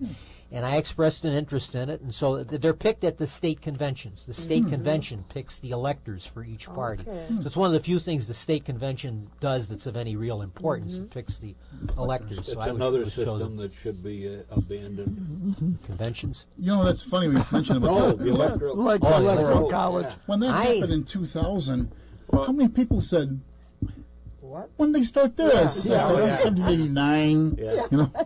Well, the Electoral College technically is supposed to vote for the best man, not necessarily be swayed by the populist vote. Yeah. And I don't know how that works. But, how would what would you do? You go by just popular vote count, then, Bill? Popular vote? Yeah. You got 50 million. We are now. It would have gone that way. Well, the other thing I started I like talking the about electoral Daniel college. Quayle, he was very underrated because he had a debate. I forgot who debated at that time. He Lloyd won the Benson? debate. Lloyd Benson, I think. I knew Jack You know, Kennedy. Benson and Hedges, Yeah. remember that? He was a friend of mine. Well, he's still- Senator, you're no Jack. No one ever knew that Lloyd Benson ever was a friend of. I mean, I read a number of biographies of John F. Kennedy. They never mentioned Lloyd Benson as being one of his close buddies In his and being mind, over to yeah. dinner at Hyannis Port. He maybe shook hands with him once on a Yeah. reception line, Yeah, that's about it. and that made him a. He reminded me a little of Earl Scheib in the commercials. Yeah, he looked like Earl Scheib. $29.95. Huh? You know who seemed to be sharp was Quayle's wife. Oh yes. Yeah, she campaigned a little bit. She was sharp as a tack. She wasn't a beauty But once queen. again, like the newsboys get on your case, they make it Yeah, that's a Yeah. problem. miserable. Yeah. It's just like when Washington and Epton were running. They were buddies when they were Oh. in office, Yeah. and by the time the newspapers hate- got through, they hateful. hated each other. Oh, sure. Yeah, Yeah. that's a classic example of what the media can do to you, how they can turn things around about reinventing yourself. Yeah. Epton was the liberal Jew Yeah. from Chicago. During the election, the media turned him into a white racist, Yeah. like overnight. Yeah. Yeah. And he was a terrific. Suppose it had been And it Daley was- Epton. yeah. who Bernie would have been? Epton was. I had the privilege of serving with. I mean, I hate to be like him, but I had the privilege of serving with him in the legislature. He was one of the nicest guys in the legislature. He was a gem. I mean, this is a very well-educated, erudite man, but he was. He just had a great personality. He was a nice guy to talk to. Well, Washington was a And, pretty nice guy too, as far as I know. Yeah. Wash, yeah. Wash was. I never met him, but he had the reputation. I of being saw him. Yeah, He was- I met him. Epton, He was good. He was very injured good or for beaten us. or Very good for the something to police, fire, Epton. and city and Didn't police. something happen to him where he That was? was his brother, the judge. Oh, all right. Saul. Judge Saul. Sal Epton, Yeah, yeah. he, Okay. right. He got beat up, and he Became the turned- hanging judge. Right. He turned into a conservative. Well, that's my favorite description of a conservative is a liberal that was mugged yesterday. Yes. Yeah. And Saul Epton is the prime example of that. He was a very liberal judge. He got mugged and beat up. Was he Right. boys' court? What Yeah, did he and have, boys' he court? turned into the hanging judge. Yeah. You know who else? And I don't know if he ever changed. Was Alderman Dupre in the fifth? Leon Dupre in the Fifth Ward, and his office was on 55th Street, just between the firehouse and Woodlawn, next to Jimmy's. Hamburger and Oh, yeah. and he got the hell beat out of him one night. Famous He- Woodlawn I Tap. remember that. Yeah, Woodlawn Tap, right? Jimmy's. And and he I was there with you first time. yeah, You know, not to get off the subject, but what do you think of this Father Mallet? Mallet? Oh, yeah. No. Yeah, This yeah. is Oh, the from St. Margaret of Yeah. Scotland. Scotland, yeah. I love. You the love way that comment? I love that. That guy was great. Yeah. Now, can we continue with Father Millett after the break? We're getting the Sure, we can. Sure. And so, ladies and gentlemen, once again, this is John Escochoco. I have the privilege of acting as your announcer today for Meet the Chicago Historians. We're here at the John DeVita Broadcast Center talking about the greatest office on earth, the Presidency of the United States, and we'll be right back.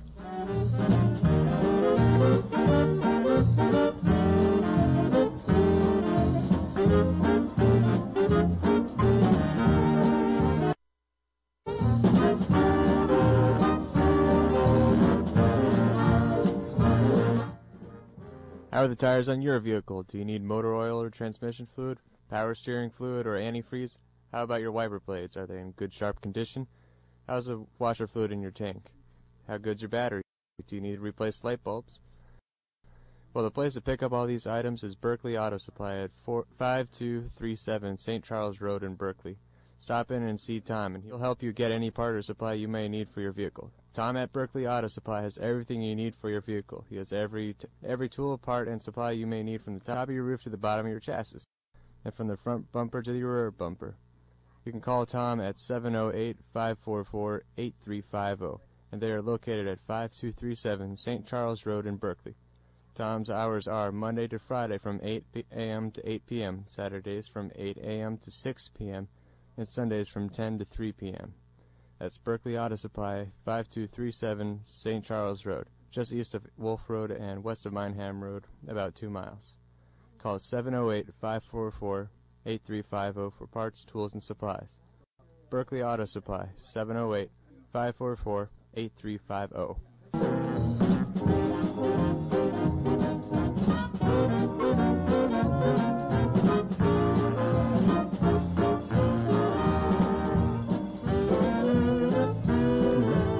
Welcome back, ladies and gentlemen. We're in our final half hour. We've been here for 2 hours now talking to you about the presidency and the history of our United States of America. So let's continue our discussion for our final 30 minutes, and here's our moderator, Jack Ryan. And we're in the home stretch, folks. During the Depression, during the break here, we were talking a little bit about Ronald Reagan and the remark about Mr. Gorbachev tear down this wall, and how much people were against it in his own administration. But another thing about that is we were saying he leads up to it, though. He doesn't go right into it. He says, if you want this, if you want so and so. So he doesn't just go right into that. As we know all too often, it's a soundbite world, so they just have that part of it. But the media picks out. Exactly. Yeah. Exactly. What you want to say? Yeah. No, we were talking about Father Millett. Oh, yes, and what happened. Him too. Yeah. Out there, and 95th Street? This is just another thing. By the way, do you know a Father Larry Sullivan? He's a South Side pastor. He had the police mass yesterday. Father Brandt is on a cruise, and one of the things that Larry said was, boy, he says, don't we have a great job? Don't we have a great job? Doesn't Brandt have a great job? He puts a car and gas and goes on cruises and that. And I thought to myself later on, I thought, yeah, why didn't I go for that job too? Right. Yeah, a lot of perks. But that Millett is quite a guy. Some of the sayings that he had, he pulls no punches. That guy. But I was going to say, there's a guy that got punched out. A couple of times. But I was going to say, our former pastor, he's deceased now. He said, when you're a pastor emeritus, he said, you have to leave your parish, because this is what happens.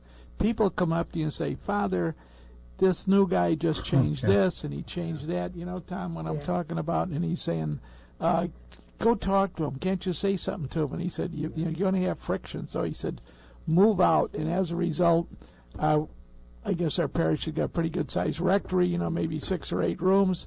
And usually we had 2 or 3 former pastors living there. And they would say Mass, and they would, give a good sermon every now and then. They could participate as much as they want, I guess, depending on how they felt and all that, And so I thought that was good advice, Who was the pastor you're talking about? Art Kruger, Arthur, yeah. He was principal of St. Benedict's High School, and one of the priests there, and just to digress for a second, was saying, a retired pastor, and he said he had been a pastor of a small parish, and Cardinal Cody sent him to a larger parish and in the suburbs, and he had never been out in the suburbs, and he really hated to go. And he said on the last day in his old parish, an old man came up to him, and you know what he told him? He said, I guess someone needs you more than we do. And he said that changed the whole picture. So sometimes, things change in our life. Someone needs us more than who needs me? Who needs nobody? Yeah. Well, your children sometimes, but one of them needs you more than. Yeah, Jack, you wanna? We can adopt you. You have any money or anything? Or you? No. Hey, Pop, how about go out tonight? Yeah, you want to borrow the Jeep? Yeah. Got the keys? Yeah, sure. One thing we ought to mention in talking about the presidency, this week is the 50th anniversary of an event that I'm sure we all vividly remember, and that was the Cuban Missile Crisis. Oh, yeah. Which was the defining event of John F. Kennedy's presidency. Kennedy had a dismal first year. Few presidents have had a first year in office as bad as John Kennedy did. He didn't perform well in the summit meeting with Khrushchev, the Berlin crisis. People felt he had not shown real strength. The Bay of Pigs was a disaster. But Kennedy truly showed his greatness during the Cuban Missile Crisis. And that happened it's now 50 years ago. The Missiles of October was a great documentary, you probably remember, with William Devane as John F. Kennedy. So I just thought it's something we might want to think about. Defining right. That was a start moment. I just that's well and good, but the service that John Kennedy did for the public employees is not on the top of my list.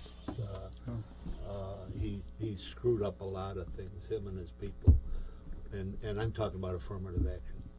I'm talking about that because that still is around.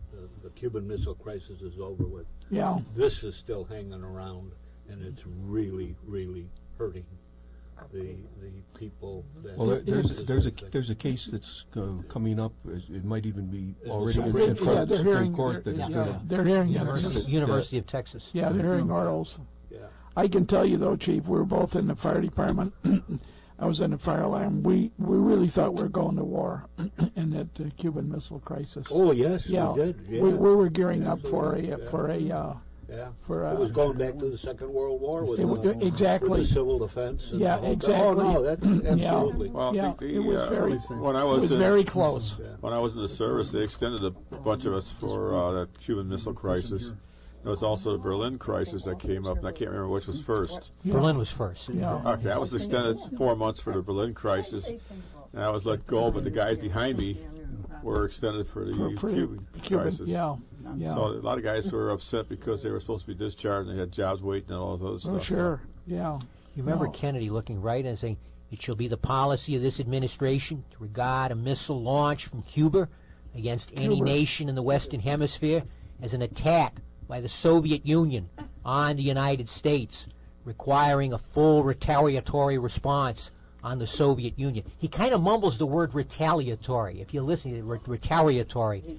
But I mean, he's looking straight into that camera, saying, if you launch an attack, you will be destroyed. And he said it with absolute clarity. Wouldn't that be nice if this present president did something like that? That's when we had presidents. Especially when this Benghazi and all the things. The that Libya we we have thing. to worry about now. Yeah. We got rid of the word Afghanistan, and here we are in We got rid of the word terrorist, too. Did anyone ever hear of some story about Castro kind of frightened Khrushchev because he was like willing to take one for the cause or something like that? And Khrushchev kind of said, "Are you crazy?"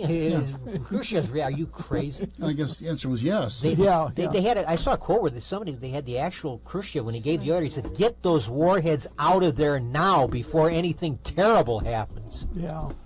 Khrushchev, I think, was demonified, I guess, demonified, because he seemed to be a reasonable guy compared to what was prior to him. And certainly more so than it Stalin. was a real problem to catch up with Stalin, which was ruthless. Yeah. Although Khrushchev, he was involved quite a bit as a commissar during World War II, and they were ruthless too. They were running the armies really in their sectors, and. Well, one of They the should have let funny, Patton go. one of the funny stories that comes out about Stalin, They'd still be fighting there, Bill. and not so funny maybe, but there was funny story was after the Second World War started, he was losing the war and he's trying to figure out where all his generals were, and somebody said, "Well, you killed them all." You killed them all, yeah. That's true. That's true. Yeah. He had destroyed the whole leadership of the Red Army before the war, so they had very few capable officers left until they finally came up with Zhukov. And they He were had to afraid pull one and guy most out of the penitentiary. Yeah, and they were basically afraid to do too much because their own life was at stake. Yeah. Khrushchev at one point thought he was going to be executed because the army in his sector had not performed well in the Stalingrad, and he really thought he was being called back to Moscow. He thought he was going to be executed, but he wasn't. Wasn't it, you were talking about expressions that we remember, or the last few words of somebody saying something. Was it Truman that got rid of General MacArthur? Right. Yeah. And then he turned around and said, "I shall return." That was World War II. That was when he came back to the Philippines.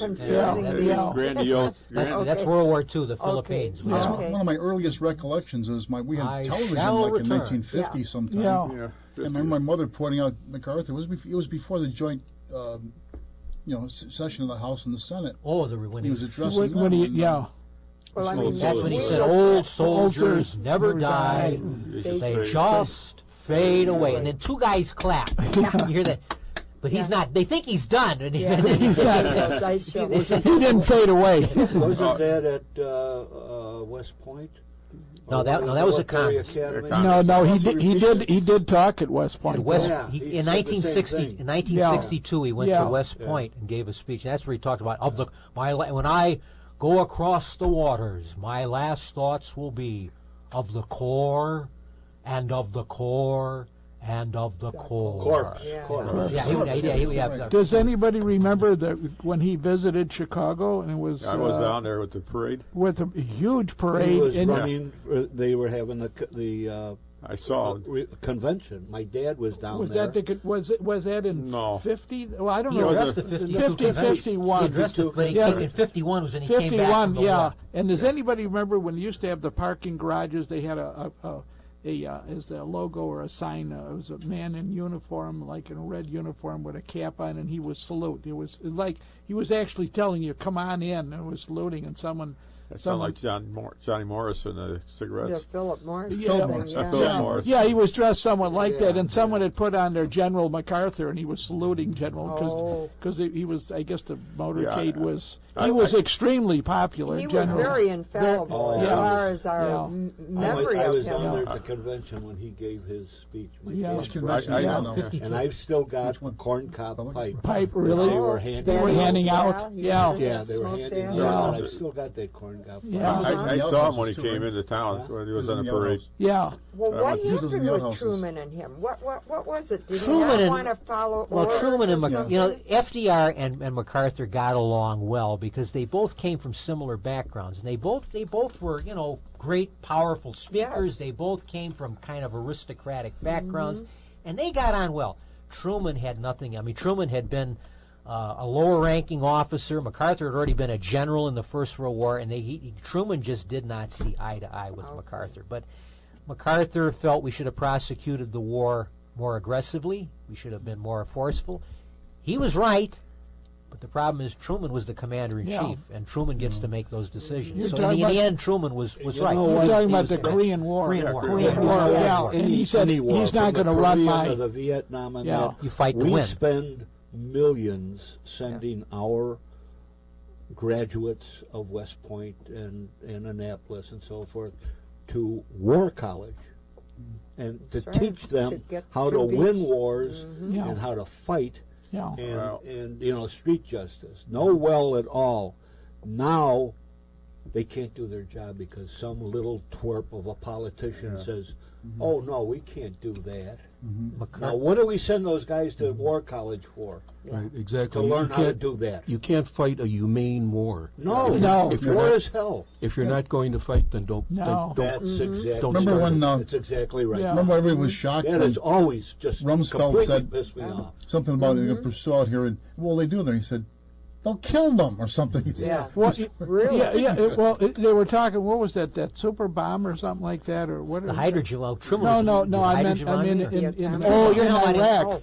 in those huge conventional bombs. Yeah. That they were going to MOAB? Yeah, the Moab. Yeah. Moab Yeah. bombs? Yeah, that And, got and, rolled and, out. and the reporter says to I don't know if it was a general though, I believe. He said, because the general's saying how it'll kill so many people, and he said, isn't that terrible and inhumane? He said, I don't know of any humane way to kill people. Yeah. Yeah. There was And that's why the way war? you get. And Yeah, why in why war? war? Yeah, But they get all of What's this it done, about? and then some politician Yeah. says, yeah. "Oh no, we can't do We- that." Yeah, we MacArthur was the one who said there Hold is. your Who hand. has Hold your never hand been there behind your either. back. Yeah. MacArthur said there is no substitute for victory. Yeah. Yeah. Fight a war to To win. me, Well, Yeah. MacArthur was a showman, though. He was when he came aboard the shore in Philippines. He made, I think, 5 or 6 tries to get the photograph correct. Oh, yes. Sure. Well, they all did that. Photographer No, we didn't get that. Yeah. I ran out of film. No, you know what it was? Because I was just reading a book. I picked it up for $1 at a estate sale. Crisis in the Philippines, Yeah. and it tells the beginning of the war. Where we lose in Bataan, Craigor, and then we come back. MacArthur made at least 3 landings, 3 separate landings. At 3 different locations, and the first one he was supposed to dock there, and it was shallow or something, yeah. and the boatswain's mate or whatever says, "No, we got it. This is close. We Yeah. get it. You get out and walk." The As water much, say wasn't that, high but- enough on Yeah, its right. knees. Yeah. as much as So I he- abhor comparisons with the police and the military, it's just what they've done to the police departments over the past 50 years or so. cut. Yep. Yeah. Touchy-feely. Yep. What'd you do that for, you know? Well, it's the same thing at the Kent College there, where they had that riots at that time, and the 4 kids got killed. Sure. And they try to prosecute the National Guard, and somebody says, "Well, they're taught to kill; they're not taught to think." Yeah, right. Yeah. And that was the problem. And they got exonerated because of the fact that this was their job. They were being attacked. Well, you know, you're talking a cut. You know, when I started in the fire department, and Bill and I started at the same time in the sort of late 50s, we had like 135 firehouses. We have 99 now. You know, we lost 20 engine companies, 21 engine companies. The number of battalion chiefs was 31. We're down to 24. Police districts, how many police districts? I think we had 41. There was 43 at one time with 41 buildings.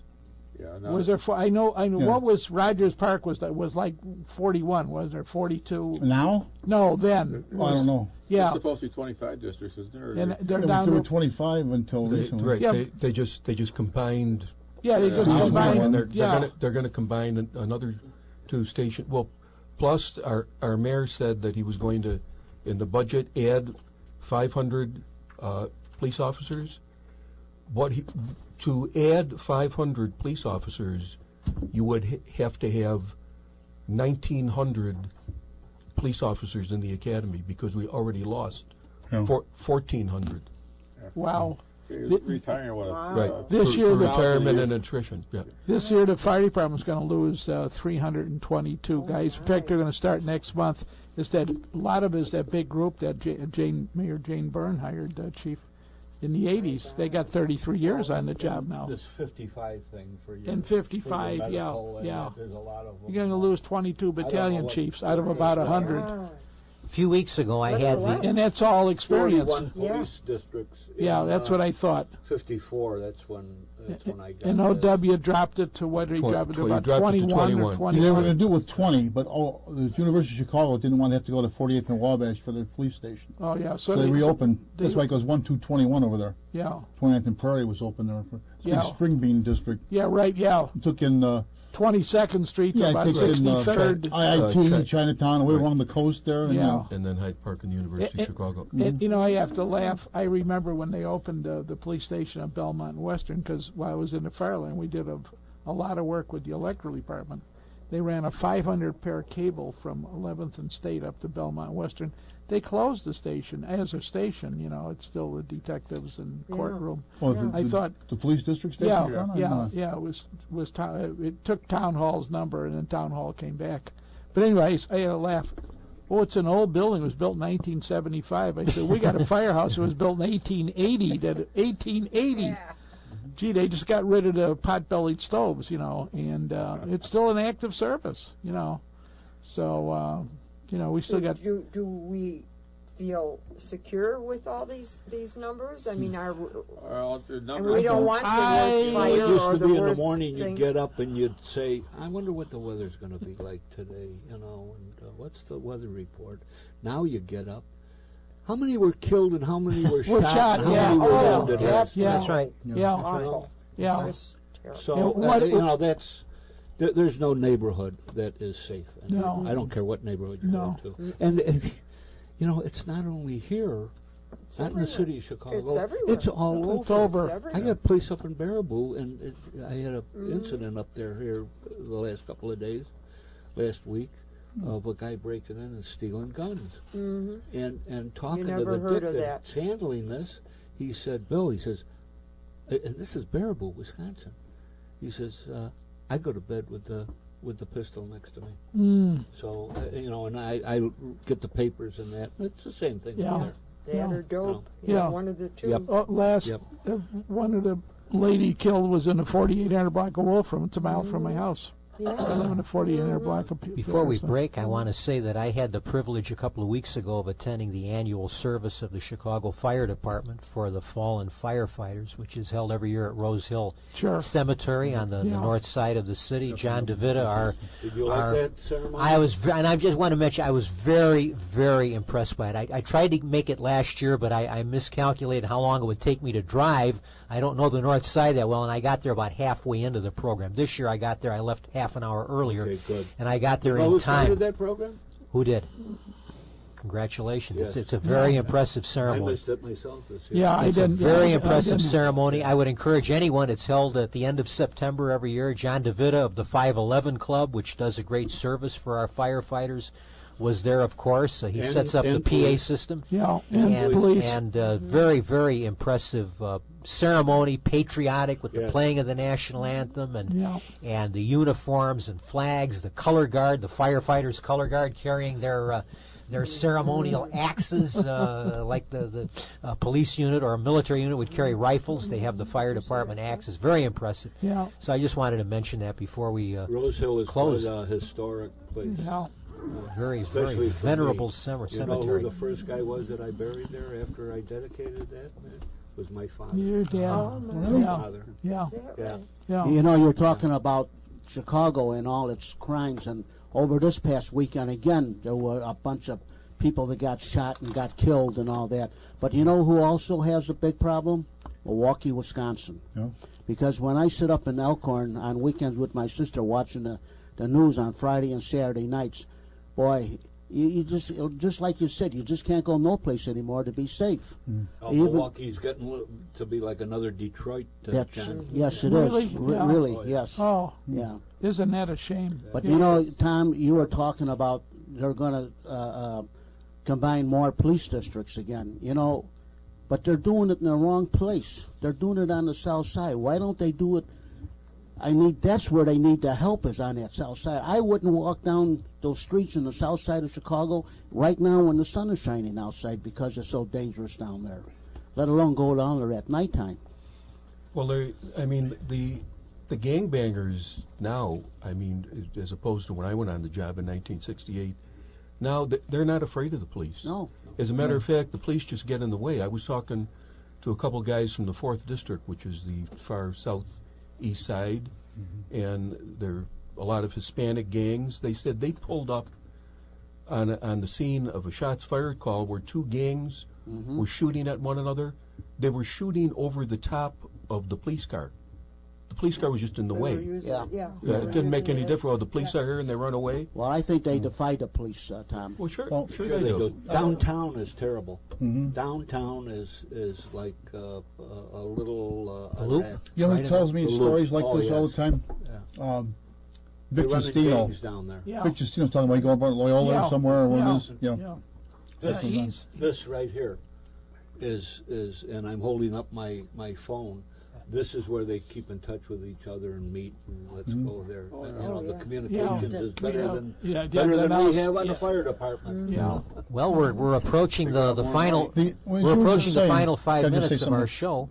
And what Tom said, it's really a sad situation, and it's not going to be remedied until something really happens. I mean, really, some really super scandalous tragedy. But as right now, as it stands, the only one who are afraid of the police are the honest citizens of Chicago. Yeah, right. Yeah. Yeah. Is that a shame or what? Yeah. Yeah. I rest my case. Where's that cougar?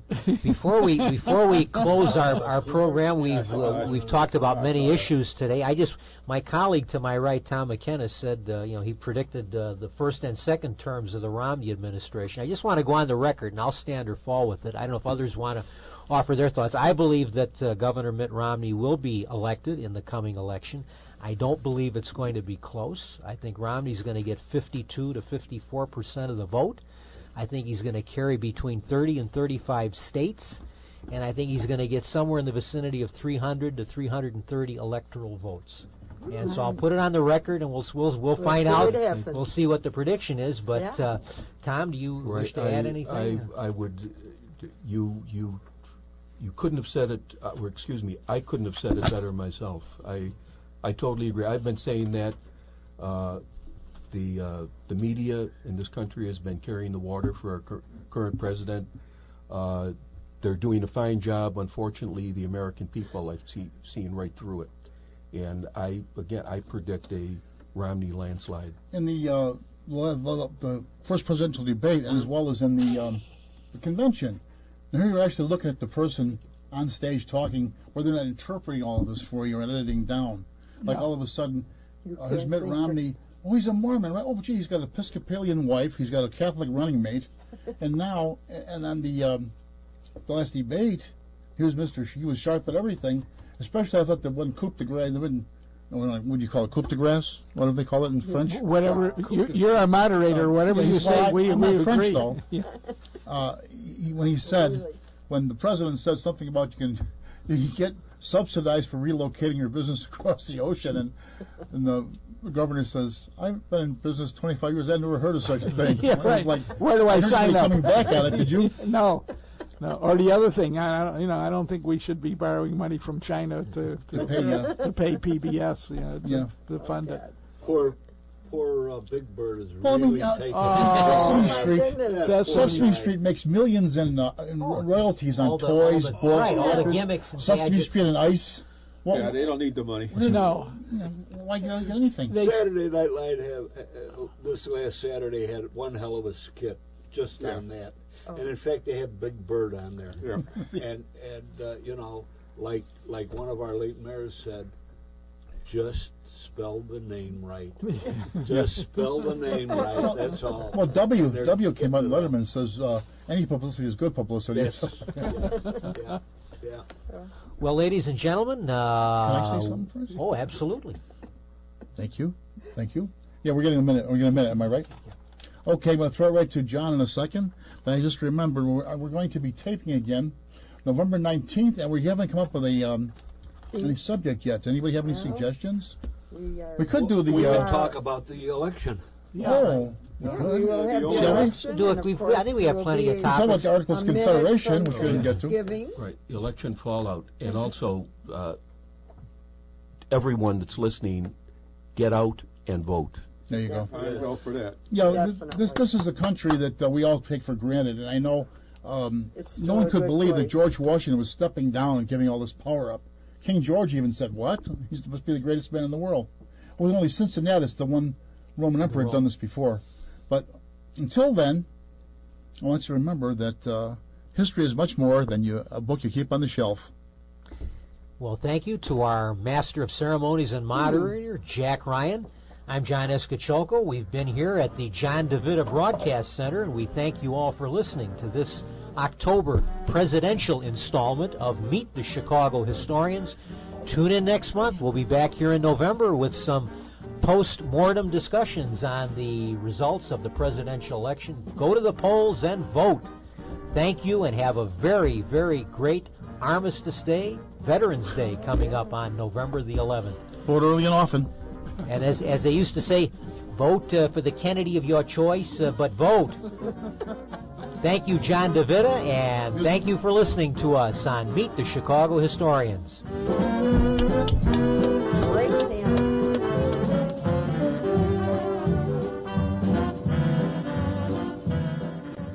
You have been listening to Meet the Chicago Historians from the John DeVita Broadcast Center on the Windy City Hometown Entertainment Network on Monday, October the 15th, 2012.